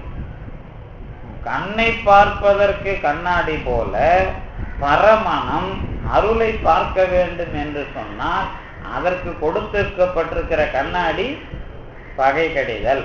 அப்படின்னு நீங்க பகை கடிதலுக்குள்ள போனீங்கன்னா மற்றவங்க எல்லாரை விட முருகப்பெருமானை காட்டி கொடுப்பதற்கு அல்லது என் மனத்திலே நிறுத்துவதற்கு முதல்ல இதை நினைச்சுப்பாங்க. இதுல பாருங்க, அவரு திருஞாசம் சொல்றார், மறைவுடையாய் தோளுடையாய் வார்த்தடை மேல் வளரும் பிறையுடையாய் பிஞ்சகனே என்று உன்னை பேசின் அல்லார் உரையுடையார் குற்றம் ஓராய் கொள்கையினால் உயர்ந்த நிறைவுடையார் இடர்களையார் நெடுங்கலம் மேயவனே சொல்றாருல்ல. இந்த நெடுங்கலத்துல நீங்க சாட்டா சொல்லிடுறீங்களே, நெடுங்கலம் மேயவனேன்னு சொல்லணும். அப்பதான் அது நீட்டி முழக்கினாதான் உங்களுக்கு அவ்வளவு பிரச்சனை இருக்குதுன்னு தெரியும். நீங்க நெடுங்கலத்தையே குறுங்கலமா சொல்லிங்கிறீங்க. அப்ப வந்து என்ன அர்த்தம்? அதாவது அந்த என்று உன்னை பேசி நல்லால் சொல்றல, மறையுடையாய் தோளுடையாய் வார்த்தடை மேல் வளரும் திரையுடையாய் பேசி நல்லால். இப்ப பாமன் சாமிக்கு கவனம் இருக்குதா இல்லையா? திருவள்ளுவர் சுடர் உருவேன்னு உங்களை பேச வைக்கிறார். நீங்க உங்களுக்கு வந்து அது தெரியணுமா இல்லையாங்கிறது பிரச்சனை இல்லை. என நினை எனது எதிரே எதிரேன்னு சொன்னவர் அதுக்கப்புறம் என் மனசுல மாறுச்சுன்னா அகம் நினை எனது எதிரேங்கிறார். அப்ப என்ன அர்த்தம்? இந்த பாட்டுக்கு பலன் இல்லாம போல உங்க அந்த அந்த எதிர நிக்கிறதுனா நீங்க நினைக்கிறீங்கல்ல, அந்த நந்திக்கு நடுவுல போய் நடராஜன் ஆடிக்கிட்டு இருக்கிறாரு, அது கிடையாது. இந்த ஆன்மாவுக்குள்ள இருக்கிறாருன்னு நீங்க நினைச்சாதான் பிரதோஷத்துக்குள்ள போறதா அர்த்தம். பிரதோஷத்துல போய் அங்க முத்தியவர் வந்துட்டாரு, அவர் ஓங்கி ஒரு கும்பிட போட்டு குண்டலை வாங்கி ஓடினே இருக்கிறது இல்ல. அது அன்னைக்கு போனா நான் இந்த அறத்தில் இருக்கிறேன் அல்லது இந்த அறம் எனக்கு வாழ்க்கையில் ஒரு முடிவை ஞானத்தை தந்தது அப்படின்னு சொல்லாத யாருக்கும் பிரதோஷம்னா பொய்ன்னு அர்த்தம். போய் அங்க குண்டல் வாங்குறது தான் பிரதோஷம். அங்க போய் பெருமானை அது என்னது நடராஜர் கூட கொண்டு வரதில்லை பொழுது. அதெல்லாம் இவரு தான் ரிஷபாரூரர் தான் கொண்டு வராங்க.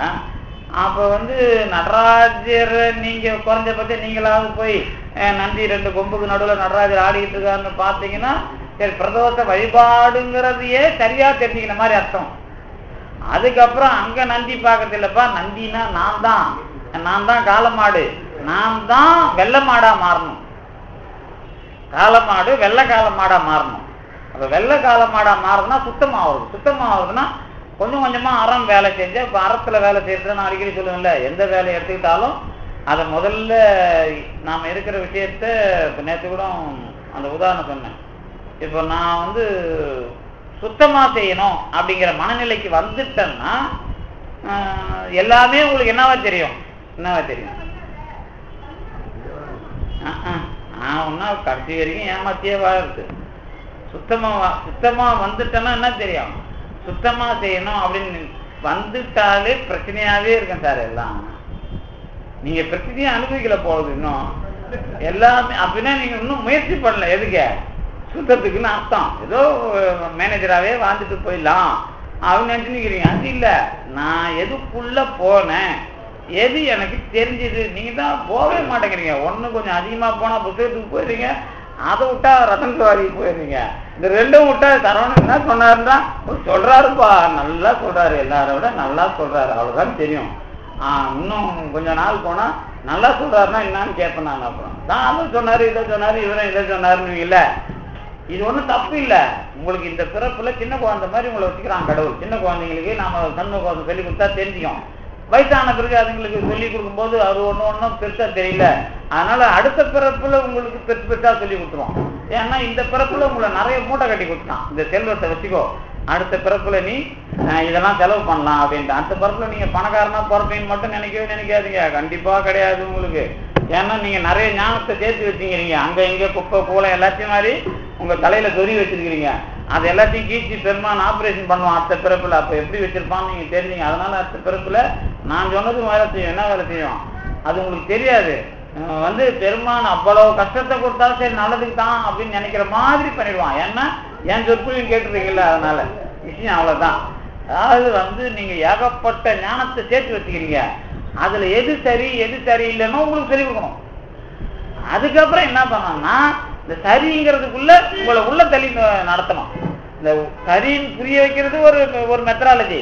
அதுக்கப்புறம் அதுக்குள்ள உங்களை நடத்தி காட்டுறது ஒரு மெத்தடாலஜி. இந்த 2க்கும் உங்களுக்கு அடுத்த பிறப்பு தயாராக இருக்கிறது. அதனால் அடுத்த பிறப்பில் கண்டிப்பாக பணம் வேண்டாம்னு பெருமான் பண்ணிடுவான். ஒருவேளை பணத்தை கொடுத்தாலும் அதை அனுபவிக்கிற மாதிரி பண்ண மாட்டான். அதனால உங்களுக்கு அடுத்த பிறப்புல ஞானத்தை செயல்படுத்துறதுங்கிறதுல நீங்க தெளிவா இருப்பீங்க. அதுல ஒன்றும் சந்தேகம் இல்லை. அதுதான் இப்போ இந்த பகை கடிதல்லே முடிஞ்சிடாது. பகை கடிதலுக்குள்ள தெளிவா போனீங்கன்னு சொன்னா அந்த 10வது பாட்டிலே இவ்வளவு விஷயத்தை நீங்க சண்முகவசம் மாதிரி 30 பாட்டு இல்லை. சண்முகவசங்கிறது எது, உங்களுக்கு முருகன் இப்படிப்பட்ட முருகன் இப்படிப்பட்ட நோயை இப்படி தீர்ப்பான், அவ்வளவுதான். இப்படிப்பட்ட முருகன் இப்படிப்பட்ட நோயை இப்படி தீர்க்க பாடுபடுவான், அந்த அல்லது வேல் பாடுபடும். இன்னும் கேட்டா முருகனோட அவர் வேலை வாங்கல. ஏன்பா இதுக்கெல்லாம் போய் முருகனை கூப்பிடுவோம், அந்த வேல் பண்ணிட்டு போயிடும். இந்த முருகனை கூப்பிட்டு அவன் பெரிய ஆளு. அது சண்முகவசம் அப்படித்தானே. சண்முகவசத்துல முக்கால்வாசி வேலை விட்டு தான் உங்களை பாதுகாக்கிறார். வேலை விட்டுனா உங்களை பாடுபட விட்டுன்னு அர்த்தம். பாடுபட விட்டு தான் உங்களை வேலை வாங்குறாரு அப்படின்னு சொன்னா என்ன அர்த்தம்? ஓகே, முருகப்பெருமானுக்கு என்ன இடம் கொடுக்குற. பாம்பன் சாமி எவ்வளவு கவனமா அதிகம் பண்ணிட்டு பாருங்க. முருகனை கூப்பிட்டு அனாவசியமா பம்புக்கு ஏற்றி இந்த பசங்க நோயை தீக்கிறதுக்கெல்லாம் ரொம்ப பெரிய அதுதான் பெருசு இவங்களை விட்டுற வேணாம். அது சரி நான் கேட்கறான், வேலை கொடுத்துட்டு பண்ணிட்டு போயிடுவோம், அதுல ஒன்றும் பிரச்சனை இல்லை அப்படின்னு அழகா அதை பண்றாரு. ஆனா முருகனை கூப்பிடுறதுங்கிறது பகை கடிதல்ங்கிறது நீங்க ஏதோ தலைப்பு எது கொடுத்துருக்காரு. சரி இந்த பசங்களுக்கு பகைன்னா என்னன்னு தெரியாது, அதனால அந்த தலைப்பை கொடுத்துருவோம். நிறைய பேர் பகை நினைச்சுக்கிறான் உலகத்துல. நிறைய பேர் யாரை எடுத்தாலும் முதல்ல வெளியாத பகைவராக நினைப்பான். அப்புறம் வந்து கடைசியா கிட்ட வந்தா உனக்கு பகைவர் யாருன்னா எல்லாருமே பகைவர் தான்பா கடைசியில் அப்படின்ட்டு அழகா என்ன பண்ணிட்டான், ஓங்கி ஒரு கும்பிட போட்டுட்டு போயிடுவான். அப்ப உலகத்துல இருக்கிற வெளியில இருக்கிறவன் எவ்வளவு பெரிய பகைவன், வீட்டுக்குள்ள எவ்வளவு பெரிய பகைவன், அவர் அண்ணன் தம்பி பகைவன் ஆயிடுவான். அப்புறம் கடைசியில வயசு அண்ணன் பொண்டாட்டியும் பகைவன் ஆயிடுவாங்க. இப்படி போய் நிற்கும். அப்புறம் எனக்கு என் உடம்பே பகைவனா அப்புறம் ஆயிடும். ஏன்னா அது நான் சொல்ற வேலையை அங்க வலிக்கும் இங்க வலிக்கும், அவர் என்னடா இதை வச்சுன்னு இதக்கா இது என்னமோ நடக்கணுங்கிறான் டாக்டர், இதை தூக்கின்னு நான் நடக்கணுமா, ஒரு வேலையை போய் அவர் சொற்போவி லேட் ஆகிடும், அதுக்குள்ள குளிச்சுட்டு போகலான்னு பார்த்தா அது விட மாட்டேங்குது. அதுக்கப்புறம் காலையில அவர் போனா அப்பதான் புக் எடுத்து படிக்கிறதுக்கு நேரம் கிடைக்குது, அவர் அதையும் வேணாங்கிறாரு, நான் எப்பதான் படிக்கிறது, அப்ப தூங்குறதுக்கும் நேரம் இல்லை, சாப்பிட்றதுக்கும் நேரம் இல்லை, அப்புறம் இந்த உடம்புக்கு அதையும் செய்யலாம், அது இன்னமும் படாத பாடுபட்டுது, வயசானா வேற இதை பண்ணாதங்கிறான் அதை பண்ணாதங்கிறான். அப்போ என் உடம்பு எனக்கு பகையாயிடுச்சுப்பா, ஓகே வேலை முடிஞ்சது போய் சேர்ப்பா, அடுத்த பிறகுல நான் பார்க்குறேன் அப்படின்ட்டு பெருமா பகை கடிதலுக்கு பதில் சொல்லுவான். அப்போ பகை கடிதலுக்கு இப்போ நீங்கள் சும்மா ஏதோ குயிச்சு ப்ரோக்ராம் இல்லை ஒரு கதாந்தானத்துற மாதிரி, பகை கடிதல் என்றால் அது பிறவி பகை எங்கேயா நொட்டுதுன்னு கேட்கணும் நாம. அப்புறம் அதாவது விஷயம் என்னன்னு கேட்டால் அது சொன்னா அது பிணத்துல, அதில் வந்து நாம் அப்படி இல்லை, அது பெண்ணாத்துற மாதிரி போகக்கூடாது. ஏதோ நாம பேசுகிறோம் போகிறோம் வரோம் அப்படின்னா அதுக்குள்ள எந்த இடத்துல உண்மைக்கு வந்தோம் அப்படின்னு தெரிஞ்சாதான் ஓ இவ்வளோ விஷயம். அப்பதான் அந்த புக்கு நமக்கு 10 பாட்டா இருந்தாலும் அது 10 வைரம் மாதிரி இல்லை வந்து இந்த உலகம் மாதிரி அவ்வளோ வெயிட்டா தெரியும். வெயிட்டா தெரியும்னா சும்மா இல்லை, முருகனை எவ்வளோ நீங்க மற்ற எனக்கு தெரிஞ்சு நீங்க 6666 பாட்டை சும்மாவது பெற்றிருப்பேன். ஆனா நீங்க இவ்வளோ ஷார்ப்பா முருகனை பத்தி எந்த இடத்துலயும் கொஞ்சம் கூட விடாம, முருகனை பத்தி கொஞ்சம் கூட இதுல எங்கேயாவது கேப் விட்டுருக்காரா? முருகனை மயிலை பத்தி 2 பாட்டுல சொல்றாரு. 3வது 4வது பாட்டுல இதரர்கள் பலர் போறவே இவன் உரை எனதெதிரே மதிரதி பல எனதேர் வளர்த்தரன் இடையனமா தகுரோடு வறுமையிலே தடவரை அசகுறவே குதிதரும் ஒருமையிலே கொணர்தியும் நிறையணும். அதுலயும் மயிலை பத்தி தான் முழுக்க.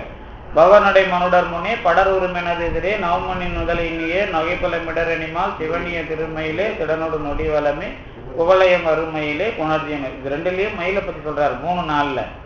என்ன இந்த 3 நாளை தவிர மீதி எல்லா இடத்துலையும் இந்த 3 நாளுக்கும் வெயிட் இருக்குது. அதாவது சும்மா சொல்லாத, அந்த 2 பாட்டும் சும்மா சொல்ல.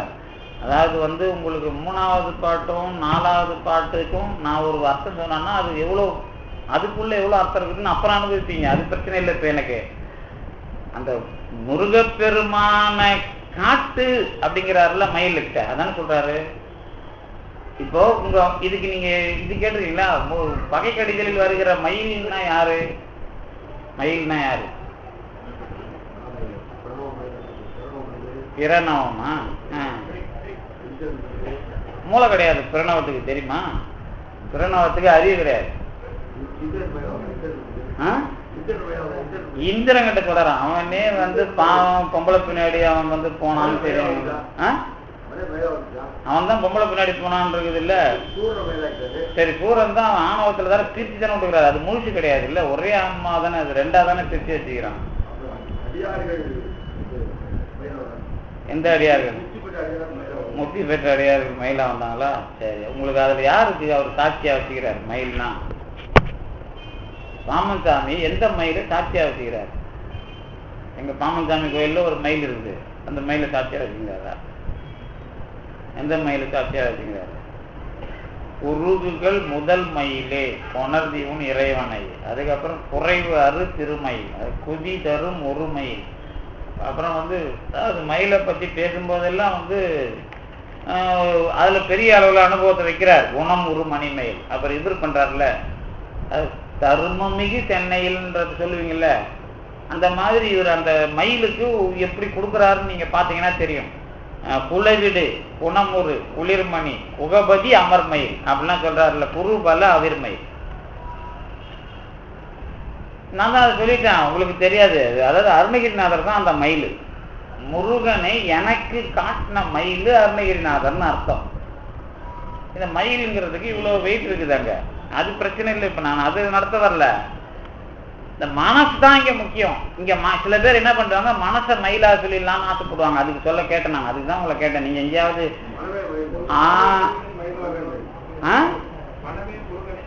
அது மாதிரி எவனா எழுதியிருப்பான், அதை பத்தி எனக்கு ஒன்றும் பிரச்சனை கிடையாது. அதனால வந்து அதெல்லாம் அவங்க பாடுவாங்க சார், அவங்கெல்லாம் பாப நாச சிவன் தான். நான் ஒன்றும் அதில் வந்து அவங்களாம் அருளாளர் கிடையாது, அது ஞாபகம் வச்சுங்க. அவங்க வந்து வயிறு வளர்க்குறதுக்கு காசு பண்ண உதவுறவங்க. இப்போ வாரியார் வந்தாருன்னா சரவணபவன் வளரும், நீங்கள் வளருவீங்களா? வளர மாட்டீங்கல்ல. அந்த மாதிரி அது வந்து அவங்கெல்லாம் வயிறு வளர்க்குறதுக்கு அந்த என்னது இந்த கீர்த்தனைக்கு பாடினாங்க. அதில் எங்கேயாவது நீங்கள் ஒரு நோக்கமாவது அந்த பாட்டுங்களுக்குள்ள வெறும் புராணம் தான் இருக்கும். அதுக்குள்ள எங்கேயாவது அதில் யாருக்காவது எந்த உண்மையாவது யாராவது சொல்லிக்கிறாங்களா? ஒரு ஆளை தவிர, கோபாலகிருஷ்ண பாரதியாரை தவிர. கோபாலகிருஷ்ண பாரதியார் மட்டும்தான் உண்மையை பேசுனது கீர்த்தனைக்குள்ள. அவர் தான் அந்த வள்ளலாரை சந்திச்சாரு. அவர் ஒருத்தர் தான் புரட்சியாளரும் கூட அந்த காலத்தில். தியாகராஜெல்லாம் எடுத்து சண்டை போட்டிருக்காரு, அது வேற. ஆனால் மற்றவங்க எல்லாம் அந்த ராமன் கதையும் கிருஷ்ணன் கதையும் ரெண்டு வரியில போட்டு அதுக்கு மூஞ்ச காட்டி நாக்கை காட்டி காசு பண்ற வேலையை தவிர வேற என்ன நடக்கும்? அதாவது அதுக்கு தானே டான்ஸ் ஆடுவாங்க. அதனால அதை சொன்னா அந்த இதுக்கு தானே டான்ஸ் ஆடிக்கிறாங்க. இப்போ நீங்க வந்து அந்த டான்ஸ் இந்த மயில்கிட்ட பேசுறீங்க, இந்த டான்ஸ் வேற இல்லை, சூளதரனார் ஆடெல்லாம் வேற இல்லை. அப்போ வந்து நீங்க இந்த மயில்னு மனமே மயில் சொன்னீங்கன்னா அதுக்கு என்ன பொருத்தம் இருக்குது? மயில் வந்து அப்படி கிடையாது. அதுக்கு தான் நான் இந்த பிடிச்சின்னு பேசுறேன். இப்போ மனம்ங்கிறத பற்றி அந்த பேச வர்ற இடத்துல பொருத்தமாக இருந்ததுனால இந்த பகை கடிதலையும் கூட சேர்த்து சிந்திக்க வைக்கிறேன், வேற ஒன்றும் இல்லை. மனம்ங்கிறது என்னைக்கு என்ன வராது? மயிலா வராது. மனங்கிறது அப்படி கிடையாது. மயில் அப்படின்னு சொல்றது பாம்பன் சாமி கொஞ்சம் விரிவா எதுல பேசுறாரு? பகை கடிதல பேசுறாரு. சரி, மயில நீங்க கொஞ்சம் விரிவா தெரிஞ்சுக்கலாம்னா இதுக்கு உதாரணம் எதுல வருது? அதாங்க சிவபெருமான் உட்கார்ந்தது எது? மாடு தானே. அப்ப மயில் முருகனுக்கு வருது இல்ல? இவருக்கு அவருக்கு என்ன? அவர் வந்து கால்நடை, இவர் வந்து பறவை அப்படின்னு சொல்ல வரீங்களா? என்ன சொல்ல வரீங்க? இவரும் யானை வச்சிருந்தாரு, இவரும் ஆடு வச்சிருந்தாரு. ஆடு வந்து கடைசியில வந்து நீங்க இந்திரன்லாம் மயில் சொல்றீங்கல்ல, சண்டை போடும்போது இந்திரன் மயிலா வந்தான் அப்படிங்கிறது உதாரணம், இது விளக்கம். அது எதுக்கு வரான்னு கேட்டீங்கன்னா சண்டை அவனுக்காக போறாருன்னு அர்த்தம். சண்டை வந்து ஏனும் யாரு பொனாடு உரைகின்ற பொங்கவர்களும் கெடாது, என் சொந்தம் இன்னும் தீது ஏது, தம்பி அண்ணன் தம்பி சொந்தம் இதுக்கெல்லாம் தீது வரக்கூடாதுன்னு போறாருல. அதுல தலைமையா யாரை வச்சு போறாருன்னா இந்திரனை வச்சு அவன் தான் அதை ஆட்சி பண்றான். அவனை வச்சு போறதுனால இந்திரன் மயில்னு அர்த்தம். உடனே இந்திரங்கிற ஒரு மயில்ல ஏறி பறந்து போனாரு, செந்தூர்ல போய் வேலு விட்டாருலாம் நீங்க படிச்சுக்க கூடாது. தகராளி ராசன் படிக்கும்போது தகராளி ராசன் அப்படியே நினைச்சுக்கிறீங்க, இன்னும் முருகன் அப்படியே போய் மயில் வேலு விட்டாரா? அப்புறம் என்ன ட்ரெஸ் யாரு டெய்லர் ரங்கராவ ட்ரெஸ் தச்சு விட்டாரு? அதெல்லாம் இல்ல. என்ன அர்த்தம்னா முருக அதாவது இந்த நாட்டை வழிநடத்துகிறவனாகிய இந்திரனுக்காக வேலை அந்த வரலாறு சொல்லப்படுகிறது அப்படின்னு அர்த்தம். அப்புறம் இந்திரன்னா யாருன்னு சொல்லுவான் இங்க தத்துவமா வரும்போது? இந்த உடம்பை ஆளுகிறவன். அப்ப அவன் மயிலா மாறணும் எல்லாரும். அப்ப ஆணவம் கண்மம்ங்கிறத வச்சுக்கிட்டு ஆணவம்ங்கிற ஒன்ன பிரிச்சாதான் நீங்க மயிலா மாறுவீங்க. புரியுதா? அப்பதான் வந்து ஓஹோ ஆன்மாவை பத்தின விஷயம்தான் மயிலு. அப்ப எப்படி சிவபெருமானுக்கு நந்தி மயில்னா அது நந்தி வாகனம்னா என்ன அர்த்தம்? நந்தி என்பது ஆன்மா, சுத்தமான ஆன்மாதான், அறத்திலே வாழ்ந்த ஆன்மாதான். இறைவன் ஆணவத்தில் வாழ்கிறவர்கள் கண்ணுக்கு தெரிய மாட்டான். ஆணவம் இருந்தா இறைவன் இல்லைன்னு அர்த்தம். ஆணவம் ஒழியதான் இறைவன் இருக்கிறான்னு தெரியும். அப்ப அதற்கு எது வாகனம்னா அறம் தான். அறத்துல வாழற மனிதனுக்கு ஆன்மாவுக்கு இறைவன் தெரிவான். இறைவன் அறத்துல வாழற ஆன்மாவில் தான் ஆடிக்கொண்டிருக்கிறான், ஏங்கி கொண்டிருக்கிறான். இப்படி நினைச்சாதான் பிரதோஷம். இப்ப பிரதோஷம்னா போய் அங்க ஆடுறான், முதல்ல அங்க காட்டுறதே இல்லை, ஆடுறான்னு படிச்சாலும் என்னன்னு படிக்கணும், அங்க போய் தேர்றதில்ல. ஒரு நல்ல ஆன்மாவுக்கு அன்னைய பார்த்துட்டு ஓ இங்க கடவுள் இருக்கிறான்பா, இந்த ஆளால 100 பேர் நல்லா வாழறான், இவன் நல்லவன் அப்படின்னு தெரியணும். அப்படி தெரிஞ்சாதான் நீங்க பிரதோஷங்கிறதுக்குள்ள உண்மையா காட்சி உங்களுக்கு வருதுன்னு அர்த்தம். இப்ப மனக்காட்சியில இனிமே வரணும். இனிமே உங்களுக்கு இந்த வேல் விடுறது, கம்பு விடுறது, மாடு மேல போறது, சவாரி போறதுலாம் ஞாபகம் வரக்கூடாது. நாங்கள் அறம் என்கிற ஒன்றில் சோதனை வந்தாலும் நிற்கிறோம் என்று சொன்னால் சுத்தம். இந்த சுத்தமானவன் இடத்தில் கடவுள் வெற்றி தருகிறான். இப்பொழுது நானும் நந்தி பிரதோஷத்துக்கு பிறகு என்னைத்தான் வழிபட வேண்டும். வழிபடணும் நீங்க சொல்ல மாட்டீங்க, வழிபடுவதற்கு அல்லது கடவுள் இருப்பதற்கு தகுதியானவன் நான் என்ற நினப்பு வளரும். வளர்றது தான் இவனுக்கு பேர் தான் நந்தி. அதே மாதிரி அறவர்கள் தொழும் உருவம், அதை தான் அழகா சொன்னார். அறத்திலே வாழுகிறவன் தொழுகிற உருவம் எது? இப்போ நந்தின்னு சொன்னார்ல, நந்தி தொழுகிற உருவமாக இருக்கிறவனும் முருகன் அர்த்தங்க. அதுக்கு என்ன அர்த்தம்? பிரதோஷ காலத்தில் நஞ்சினை எடுத்து உண்டவன் அதோமுகன் திருமூலர் சொன்னதுக்கு என்ன அர்த்தம்? நம்ம பிறப்புல வினையில ஒண்ணு தீர தீர ஒரு கடவுளை பேசிக்கிட்டு இருப்போம். ஆனா பிறப்பு என்கிற வினை தீர்ந்தால் பெரிய கடவுளை பத்தி பேசணும். அப்ப அறவர்கள் தொழும் உருன்னு சொன்னா நந்தியை தாண்டி எது வாகனமா வரணும்? மயில்ங்கிறது என்ன? நந்திங்கிறது உலகத்துல வெற்றி பெற்ற ஆன்மா. மயில் என்பது இந்த அண்ட சைலம் என்று சொல்லப்படுகின்ற பெரு வெளி முழுக்க இருக்கிற வியாபகத்தில் கலந்த இறைவனுக்கு ஆட்செய்கிற ஆன்மான்னு அர்த்தம். இதுதான் இதுக்கு சாட்சி. எது இதுக்கு சாட்சி தான் அருணகிரிநாதர். திருஞான சம்பந்தரும் அதுக்கு சாட்சி தான். ஆனா அவரு அதுக்கே சாட்சி இல்லை. அவர் எதுக்கு சாட்சி? அவர் அந்த பெரிய பரம்பொருளை அனுபவித்தாலும் வினையை தீர்ப்பதற்கு தான் பேசினாரு. பெரிய பரம்பொருளையே அனுபவிப்பதற்குன்னு முதல்ல பேசினவர் அருணகிரிநாதர். அதனால இந்த அனுபவத்துக்கு யார் உங்களுக்கு தூக்கியாந்து முருகனை கொடுப்பான்னு கேட்டா அருணகிரிநாதர் தான் தூக்கியாந்து கொடுப்பாரு. அப்ப நீ என்ன பண்ணணும்? அனுபவத்தில் நேராக பெரிய கடவுள் அனுபவத்தையே பேசிய அருணகிரிநாதர் எண்ணத்தை சாட்சியாக வைத்து நீங்க நினைச்சீங்கன்னா, இந்த மாதிரி படிச்சீங்கன்னா உங்க மனசுல அகம் நினை எனது எதிரே முதல்ல இப்படியெல்லாம் என்று நினைக்கிற அந்த மன நினைவுக்கு மாறி நாம் நினைக்கிற விஷயமே நமக்கு மாறும். நினைக்கிறதுனா இப்ப ரெண்டா நினைக்கணும். நீங்க அகம் நினை எனது எதிரே இருக்கும், என நினை எனது எதிரே இருக்கும். என்ன வித்தியாசம்? என நினை எனது எதிரே அதுக்கும் அகம் நினை எனது எதிரே இருக்கும். என்ன வித்தியாசம் சொல்லுங்க சார்.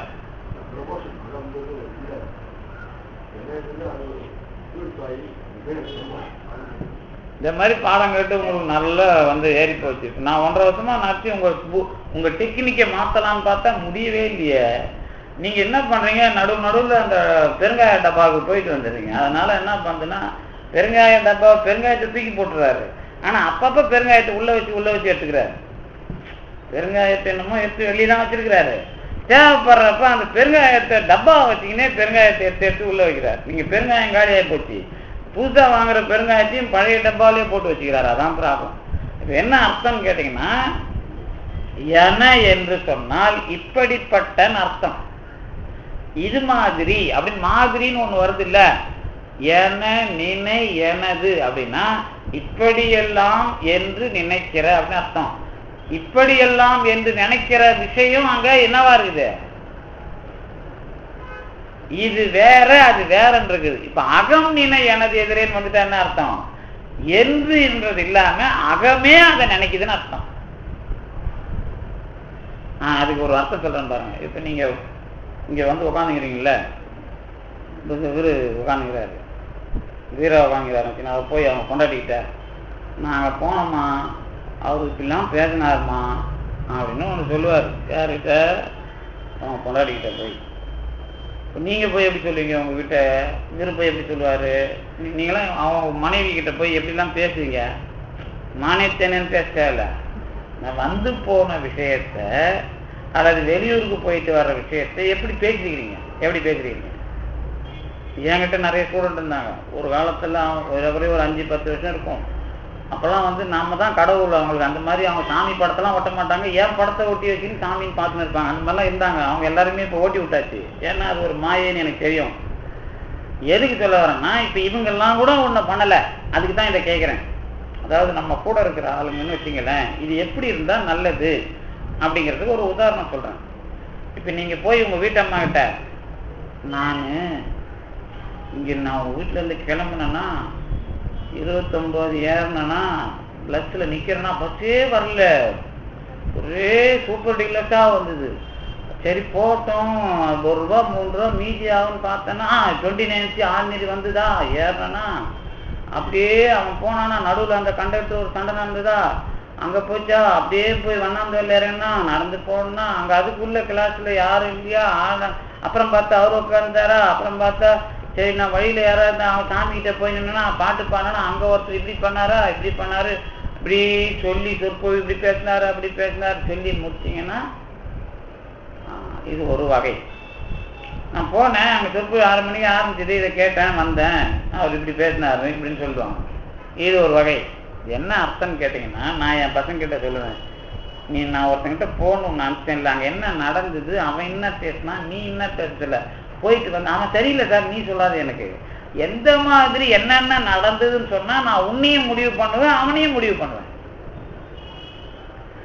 நீங்க மனைவி கிட்ட இப்படி இருந்தாதான் உங்களுக்கு கள்ளங்கபடம் இல்லை, எந்த சந்தேகமும் இருக்காது. நீங்க உங்க மேல எவனா தப்பு சொன்னா கூட எங்க வீட்டுக்காரர் அப்படிலாம் பண்ண மாட்டார், இந்த மாதிரி ஒரு சமயம் நடந்தது அப்ப கூட இப்படிதான் வந்தது, ஆனா அப்படி இல்லை அப்படி இன்னும் ஒரு எவிடன்ஸ் வரும். இப்ப ஏன் 6666 பாட்டு பாடுறாங்க, உங்களுக்கு எவிடன்ஸ் எங்க வேணாலும் கிடைக்கும். ஒரே பாட்டில் முடிக்கின்னு போக வேண்டியதானே, பண்ணல எவிடன்ஸை எங்கெங்கிருந்து எடுக்கணுமோ எடுப்பீங்கல்ல, அந்த மாதிரி பழகிறதுன்னு பேரு. அந்த மாதிரி எனது எதிரே அப்படின்னு சொன்னா ஊருக்கு போனேன் வந்தேன் அப்படின்லாம் சொல்றது. அத முடிவெடுக்கிறான் பாரு பெருமான், நீ எப்படி சொல்ற, உனக்கு நான் வரலாமா வேணாமான்னு உங்க மனசுல வந்து நிக்கிறான் பாரு, அதான் அகம் நினை எனது எதிரே. ஆனா நீங்க அங்க சொன்னது ஒரு மாதிரி இங்க சொன்னது ஒரு மாதிரியே புரிஞ்சு கூடாது. முதல்ல நான் உங்களுக்கு எல்லாத்தையுமே சொல்லிக் கொடுக்க வேண்டியதாகுது, எனக்கு அதான் பிரச்சனை போகுது. அதாவது என்ன அப்படின்னு கேட்டீங்கன்னா, சாப்பிட்றதோட சொல்லிக் கொடுக்கணும், தூங்குறத சொல்லிக் கொடுக்கணும், பெருக்கிறத சொல்லித் தரணும், துணி துவைக்கிறத சொல்லித் தரணும். எந்த புருஷனாவது நிறைய வீட்டில் பொண்டாட்டிங்க தான் துவைக்குது, இல்லை வீட்டில் அக்கா தங்கச்சி துவைக்குதுன்னு வச்சுக்குவோம். இவன் துவைச்சா தானே துணியில எந்த இடத்துல அழுக்கு இருக்குன்னு தெரியும். இல்லை கைட்டி போடும்போது ஏமா சட்டை காலரும் கீழே ஒரு அழுக்கு இருக்குன்னு சொல்லிட்டு வரணும், அடுத்த நாள் அழுக்கு இல்லைன்னு சண்டை போடக்கூடாது. இல்லை எத்தனை பேர் சொல்லிக்கிறீங்க? துணியை கைட்டி போட்டு வரதோட சரி, அவங்களா பார்த்து தேய்ச்சி இது எங்கெல்லாம் போய் துண்டு வருதோ எங்கெல்லாம் ஒழுகுது துண்டுறது கூட. வனத்தில் ஒருத்தர் இருந்தார், அவருக்கு போய் பான் போட்டேன், அது ஒழுவி நடக்கும். இங்கே இந்த பான் சாப்பிட்றோம், தமிழ்நாட்டுக்காரன் சாப்பிட்டா ஒழுவாத சாப்பிடுவான், ஆனால் வடநாட்டுக்காரன் பான் சாப்பிட்டான்னா உதடு வரைக்கும் கொப்புளிக்கும், ஆனால் கீழே ஒழுவாது. அவன் எப்படித்தான் அதை போடுறான்னு தெரியல. நீங்க எப்படித்தான் பாயாவை திறந்து பேச மாட்டான், அது அதில் நிறைய இருக்கும். அப்படியேன்ட்டுவான், அவன் சொல்ல வரது அங்க இருக்குதுன்னு சொல்லுவான் உத அப்படின்னுட்டு அதை இன்னும் காமிச்சனா இன்னும் நல்லா வேடிக்கையா இருக்கு. உங்களுக்கு 5 நிமிஷம் 10 நிமிஷம் கூட நம்ம பேச வாயால பேசாமே வாயை காட்டியே அவன் பான்பராக்கு வாயிலேயே பேசிடுவான். நம்ம ஆளு தமிழ்நாட்டுக்காரன் அத்தனை பேர் அவ்வளோ எக்ஸ்பீரியன்ஸா போடுவான்னு தெரியாது. இங்கேருந்து வேலைக்கு போனோம், ஒழுவோம், இங்கே ஒழுவான் அங்கே ஒழுவான், துணி தைக்க முடியாது, அவங்க வீட்டில் இருக்கிறவங்க ரகசியமா திட்டுவான். இந்த அது மாதிரி தானே பாரதியார் வீட்டில் கூட நான் சொன்னேன்ல, இப்போ குண்டு ஊசி குத்துறது அந்த மாதிரி விஷயம்லாம் இருக்குதுல்ல, நீங்கள் எடுக்க மறந்துடுவீங்க, டிக்கெட் அதுலேயே நீங்கள் போட்டு வந்துடுவீங்க. இது வந்து உங்களை பற்றி புரிஞ்சுக்கினாங்கன்னா டிக்கெட்டு உள்ள பாக்கெட்டில் இருக்கிறத எடுத்து போட்டு துவைப்பாங்க. உங்களை பற்றி தெரியாதவங்களா இருந்தால் அல்லது அவங்களுக்கு டென்ஷனாக இருந்தால் அதை அப்படியே துவைப்பாங்க. அதில் இருக்கிற சாயம் உங்கள் சட்டைக்கு ஏறி அதை நீங்கள் நீக்கிறதுக்கு அதுக்கு ஒரு ஆளாக வாங்கி தோலை வாங்கி உட்காந்துருக்கோம். அப்போ இங்கே நான் போன இடத்துல இங்கே தேய்ச்சினா இங்கே அழுக்கு வந்துக்குதான்னு பார்த்து போனேன்ல, அல்லது அவங்ககிட்ட சொல்லிட்டு வரணும்ல, இது இப்படிதான் தத்தின்னு அவங்க உஷாரா இருந்தா சில குடும்பத்துல ஒழுங்கா துவைப்பாங்க, சிலது உஷாரா இல்லாத அது அப்படி அப்படி அழுக்கு வந்துருக்கும். அந்த மாதிரி செய்யற வேலைய 2 பேருக்கும் சம்பந்தம் இல்லாம செய்யறதெல்லாம் எனநினை எனது எதிரி. இந்த சம்பந்தப்பட்டு முடிவெடுக்கிறீங்க இல்ல, ஒண்ணு மாறுது, அக்செப்டன்ஸ் வந்து ஒரு பலன் கிடைக்குது பாருங்க, அது அகம் நினை எனது எதிரி. இந்த பலனா வர்றது அகம் நினை எனது எதிரி. அந்த மாதிரி நீங்க பகை கடிதலுக்குள்ள போகணும். இந்த எனநினை எனது எதிர்னா இப்படிலாம் போன வந்து மொத்தமா ஒழுங்கா சொன்னா எனநினை எனது எதிரே. அதுக்குள்ள இந்த உண்மை இருக்குது, இவர் இப்படிப்பட்டவர், இவர் இப்படி போனாரு, இப்படி வந்தாரு, இதுக்குள்ள அவர் அனுபவிச்ச மாதிரியே நான் அனுபவிக்கணும் நீங்க வந்துட்டீங்கன்னா அகம் நினை எனது எதிரி. இந்த மாதிரி நீங்க இந்த உதாரணம் புரியுதா? இது ஏதோ சொல்றாருப்பா எனக்கு ஒன்றும் புரியலங்கிற மாதிரி உட்காந்துக்கிறீங்களா? உதாரணம் புரிஞ்ச மாதிரி எனக்கு தெரியல, அதாவது புரிஞ்ச மாதிரி தெரிஞ்சிருந்தா கண்ணு வேற மாதிரி தெரியும்ல, இப்போ அதுக்கு தான் எனக்கு தெரியுமே. அதாவது உதாரணம் இவ்வளோ விவரமான உதாரணம் சொல்லி வீட்டில் போய் நின்றுட்டீங்க எல்லாரும். எப்போ நம்ம வீட்டில் திட்டினதுலாம் இந்த ஆளுக்கு எப்படி தெரியும், அப்படி போய் நின்றுட்டீங்க நீங்கள். இவங்க நேராக திட்டிருக்க மாட்டாங்க, வயசான பிறகு தான் நேராக திட்டுவாங்க. முதல்லலாம் இளமையாக இருக்கும் போதெல்லாம் நேராக திட்டினா தான் அடி விடுமே, வயசான பிறகு தான் தண்டம் என்னத்தை அது காதில் லைட்டாக கேட்குற மாதிரி சொல்லுவாங்க. அப்புறம் பிள்ளைங்கிட்ட சொல்லுவாங்க. நான் இதுக்கு தான் இப்படி சொல்லுவேன், நான் நேராக திட்டலாம் விட மாட்டேன். நான் என்ன சொல்லுவேன், ஏன் எல்லாரும் கதவை முடிங்க ஒரு நாளைக்கு அடிச்சிருங்களா அப்படின்னு. நான் அப்போ தான் விஷயம் முடிவுக்கு வரும். இந்த சின்ன பசங்களாம் பிளேடு எடுத்தா விளையாடிக்கினே இருக்கும். நான் 2-3 பிளேடை உடச்சி கையில் கொடுத்துருவேன், கீச்சிங்கடா ஒரு தடவை கீச்சிக்கிறோம்னா அதுக்கப்புறம் அவன் பிளேடு கிட்ட வரமாட்டான். மேக்ஸிமம் இப்படி தான் ட்ரீட்மெண்ட் நான் கொடுப்பேன். இந்த விளக்குகிட்ட போவேன்னா எடுத்து போய் வெள்ளை கொம்பி வச்சு கூட வச்சு அதுக்கப்புறம் எடுத்து விட்டுருவேன். பெரும்பாலும் எங்கள் அக்கா தங்கச்சி குழந்தை சீக்கிரம் என்கிட்ட விடாதுங்க, ஏன்னா அவன் கற்றுக் கொடுத்துருவான் அப்படின்னு தெரியும். அதை கற்றுக் கொடுக்குறதுனா என்னன்னா அதை புரிய வச்சிடறது. இப்போ உங்களுக்குலாம் நான் போய் விரலை கொம்பி வைக்க முடியாது இல்லை இப்போ, அதனால இப்போ நீங்களா புரிஞ்சிக்கணும் ஆச்சு, அதுக்கு நான் தான் பண்ண முடியும். அதனால தான் இப்போ பரவாயில்ல, அவர் வருத்தப்படுறதுல நமக்கு ஒன்றும் பண்ண முடியாது. எனக்கு பெரும்பாலும் அச்சு மாதிரி உங்களுக்குலாம் அடிக்க முடியாது இல்லை, எனக்கு என்ன பண்ணுறான் உனக்கு நான் எப்படி அச்சுங்கிறது போய் அங்கே புலம்பு, அப்போ தான் உனக்கு சரியாக வரும் அப்படின்னு சொன்னேன். இந்த புலம்புற வேலையை தான் இந்த தத்துவத்துக்குள்ள ஒரிஜினலாக போனான். இது எங்கே தெரியுதுன்னா திருநீலகண்ட நாயனார் புராணம் படிக்கிறவங்களுக்கு மட்டும்தான் தெரியும். அதாவது நாம் அனுபவிச்சதை எல்லாம் புலம்பலை அப்படின்னு சொன்னால் வினை தீர்க்க மாட்டான் கடவுள். வினையை தீர்க்கிறதுன்னு சொன்னால் அதை தான் நான் அப்போ புலம்ப விடாம தெரிஞ்சுக்கிறதுக்கு பேர் தான் என்ன, திட்டவட்டமாக தெரிஞ்சுக்கிறது. திட்டவட்டமாக தெரிஞ்சுக்கிறதுக்கு பேர் தான் இது எப்படிப்பா இது இப்படி நடந்துக்கணும் அப்படின்னு எவ்வளோ சீக்கிரம் கற்றுக்கிறோமோ அவ்வளோ சீக்கிரம் கற்றுக்கிறது.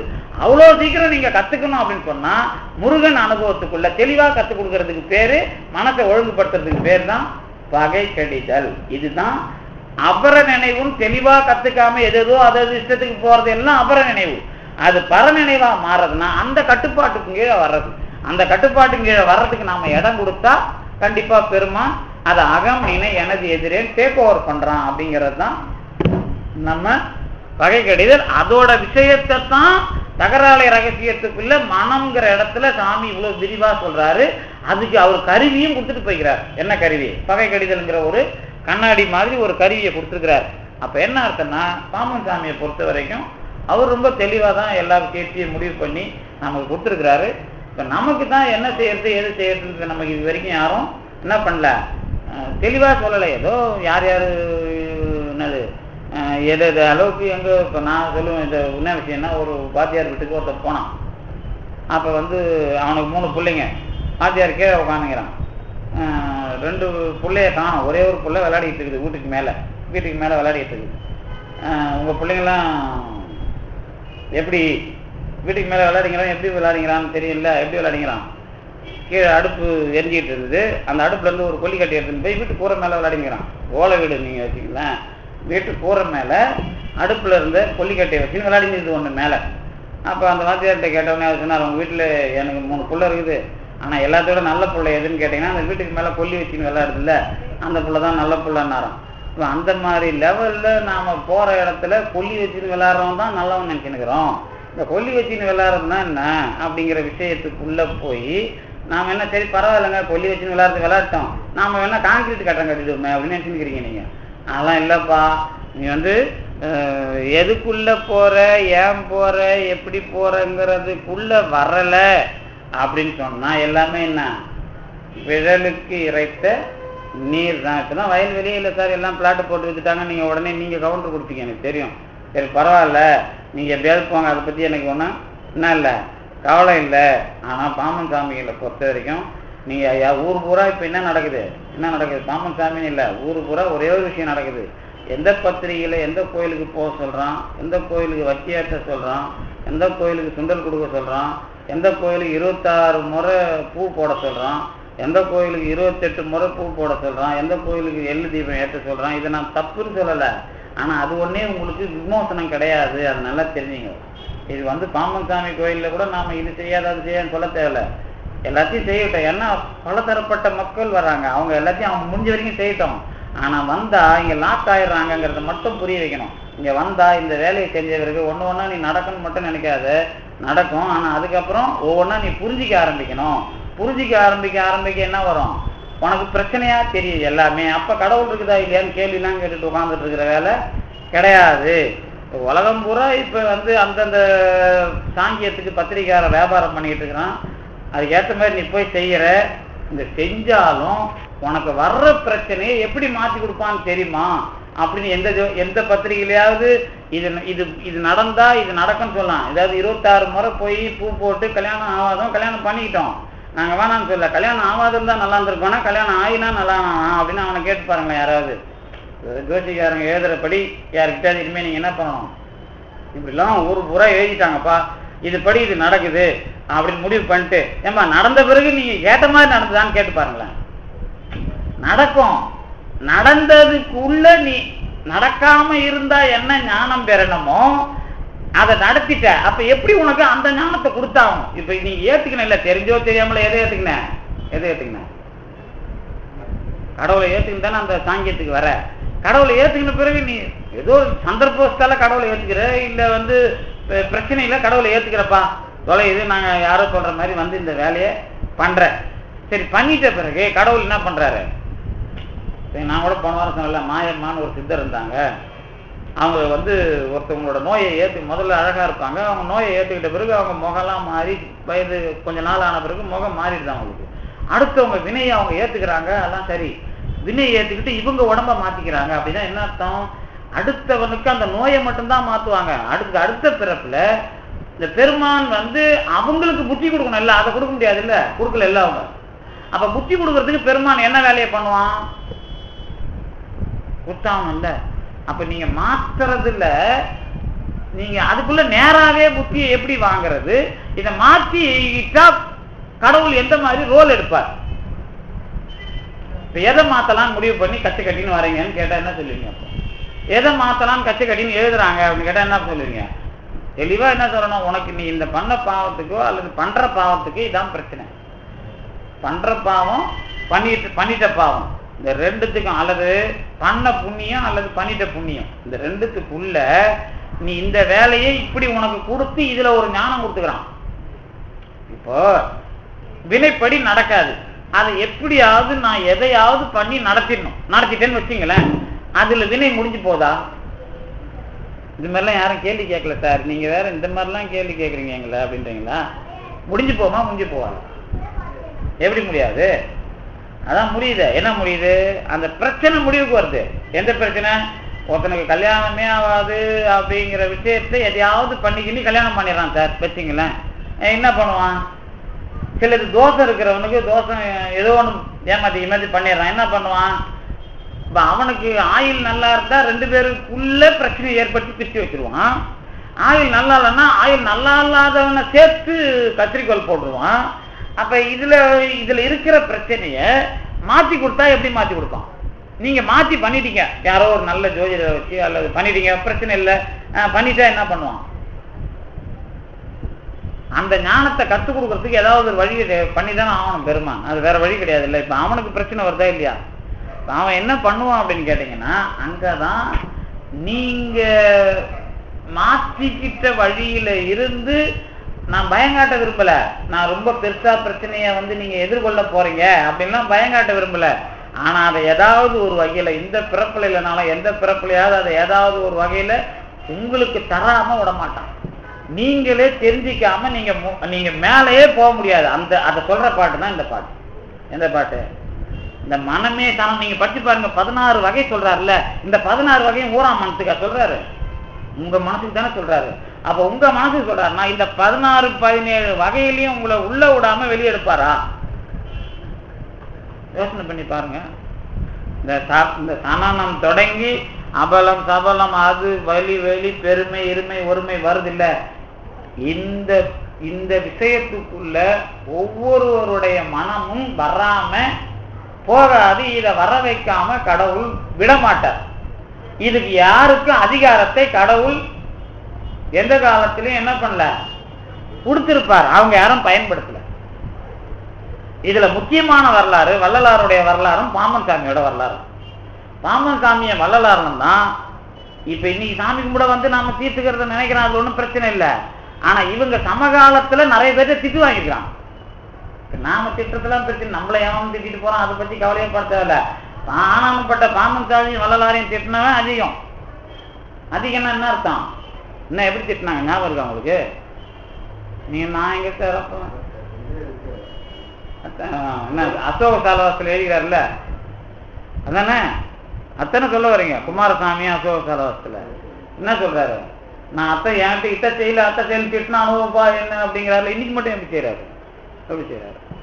வள்ளலாரும் திட்டுறான். வள்ளலாரும் பணத்தை தீங்கி வச்சுன்னா அங்க உட்காந்துருந்தாங்களாம் வீடு 4 நாளா, 4 கணக்குல.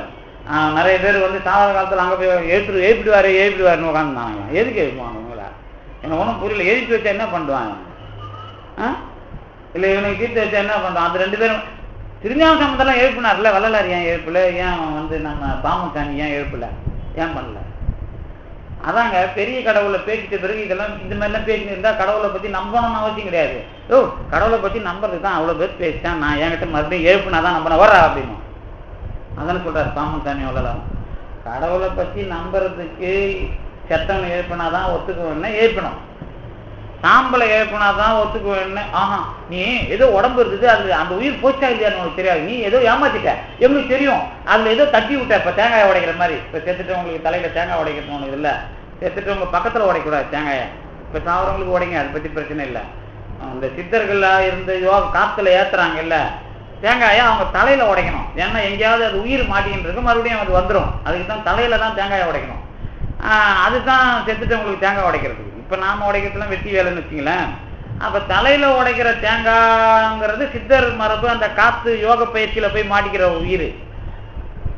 இது மாதிரி சொல்லிட்டு அவங்க செத்துட்ட உயிரை நீ எழுப்பணும்னா எங்களுக்கு தெரியாதான் அண்ணா. சரி பரவாயில்ல, நாங்க சாம்பலை கூட எழுப்போம்னாரு. சாம்பல் தான் இருக்குது, அதுல நீங்க மேஜிக் எல்லாம் பண்ணிடுவீங்க அண்ணா. அதுவும் கிடையாது, போடா உனக்கு எதுவுமே இல்லைனாலும் எழுப்புவோம் அப்படின்னா சுந்தரர் பண்ணார்ல. அதுக்கப்புறம் எதுக்கு எழுப்பணும் நான் கேட்கிறேன், என்ன வேலை அது? நான் வெட்டி வேலையாகும், இந்த ஊர்ல இருக்கிறவங்கலாம் எழுப்பின்னு ஊர்ல இருக்கிறவங்க பாவத்தான் தீர்த்துட்டு தான் வேலையா எங்களுக்கு கேட்பாங்களா? கேட்க மாட்டாங்க. அப்படிதான் கேட்டாங்க பாம்பன் சாமி வள்ளலாம். ஏன்னா இன்னொரு நம்ப வைக்கிறதா வேலை, பயா வெங்காயம் வேலையை பார்த்துட்டு அப்படின்னாங்கல்ல. அது என்ன அர்த்தம் அப்படின்னு கேட்டா, அப்ப இவங்க என்ன பண்றாங்க, நீ ரியலைஸ் பண்ணு, நீ பண்ணு, நீ வந்து அதுக்குள்ள வா, அதுக்குள்ள வாங்குறதானே இவங்க வேலை. அப்ப நீங்க மறுபடியும் தூக்கி அலையிறீங்கன்னா அது என்ன வேலை? அதுதான் நாம பேசுறது. நாம பேசுறதோட அர்த்தம் என்னன்னா, சித்தர்கள் அல்லது பாம்பன் சுவாமிகள் வரை நீங்க செத்தவனை எழுப்புறது எல்லாத்தையும் மாத்துறதுங்கிறதுக்கு அதிகாரம் உண்டு, கொடுப்பாங்க. ஆனா இவர்கள் அந்த லெவலுக்கு போன பிறகு நீங்களே பாருங்களேன், கொஞ்ச நாளைக்கு ஐயோ அது பாவம் பிச்சைக்காரன் அப்படின்னு காசு கொடுப்பீங்க. கொஞ்சம் நீங்க வளர்ந்து எங்க காசு கொடுக்கணுமோ அங்க காசு கொடுத்த பிறகு போன பிறப்பில் இவன் எவ்வளவு ஏமாத்தினாலும் இவன் எவ்வளவு ஏமாத்தினாலோ அப்படின்னு தெரிஞ்சா இல்லையா? தெரிஞ்சா இல்லையா? நீங்க தர்மமானதான் இருப்பீங்க, ஆனா இந்த ஏமாத்துற கேஸ் உங்க கண்ணுக்கு தெரியும். அப்ப என்ன பண்ணுவீங்க, முதல்ல நீங்க இதை டேலி பண்ணி இதை வந்து ஞானமா மாத்துவீங்க, அதுவும் தப்பு. அதுக்கப்புறம் என்ன பண்ணுவீங்க, சரியான பாதையில போனீங்கன்னா என்ன பண்ணுவீங்க, கொஞ்சம் சிரிப்பீங்க, உலகத்தை பார்த்து இப்படிலாம் இருக்கு. அப்ப நீங்க எப்படி இருப்பீங்கன்னா இதை விட்டு வெளியே போயிருப்பீங்க. நீங்க ஒருத்தங்கிட்டையும் பிச்சை எடுக்க மாட்டீங்க, நீங்க ஒருத்தங்கிட்டையும் வாங்கி சாப்பிட மாட்டீங்க. உங்க லெவலையும் பார்க்கணும், அடுத்தவங்க லெவலையும் நீங்க என்னமோ பணக்காரனாதையும் சிரிப்பீங்க, அது கிடையாது. நல்ல பொறுமையா அதுல உங்க லெவலும் அடுத்தவங்க லெவலும் அதுல சைமல்டேனியஸா பார்க்கணும்.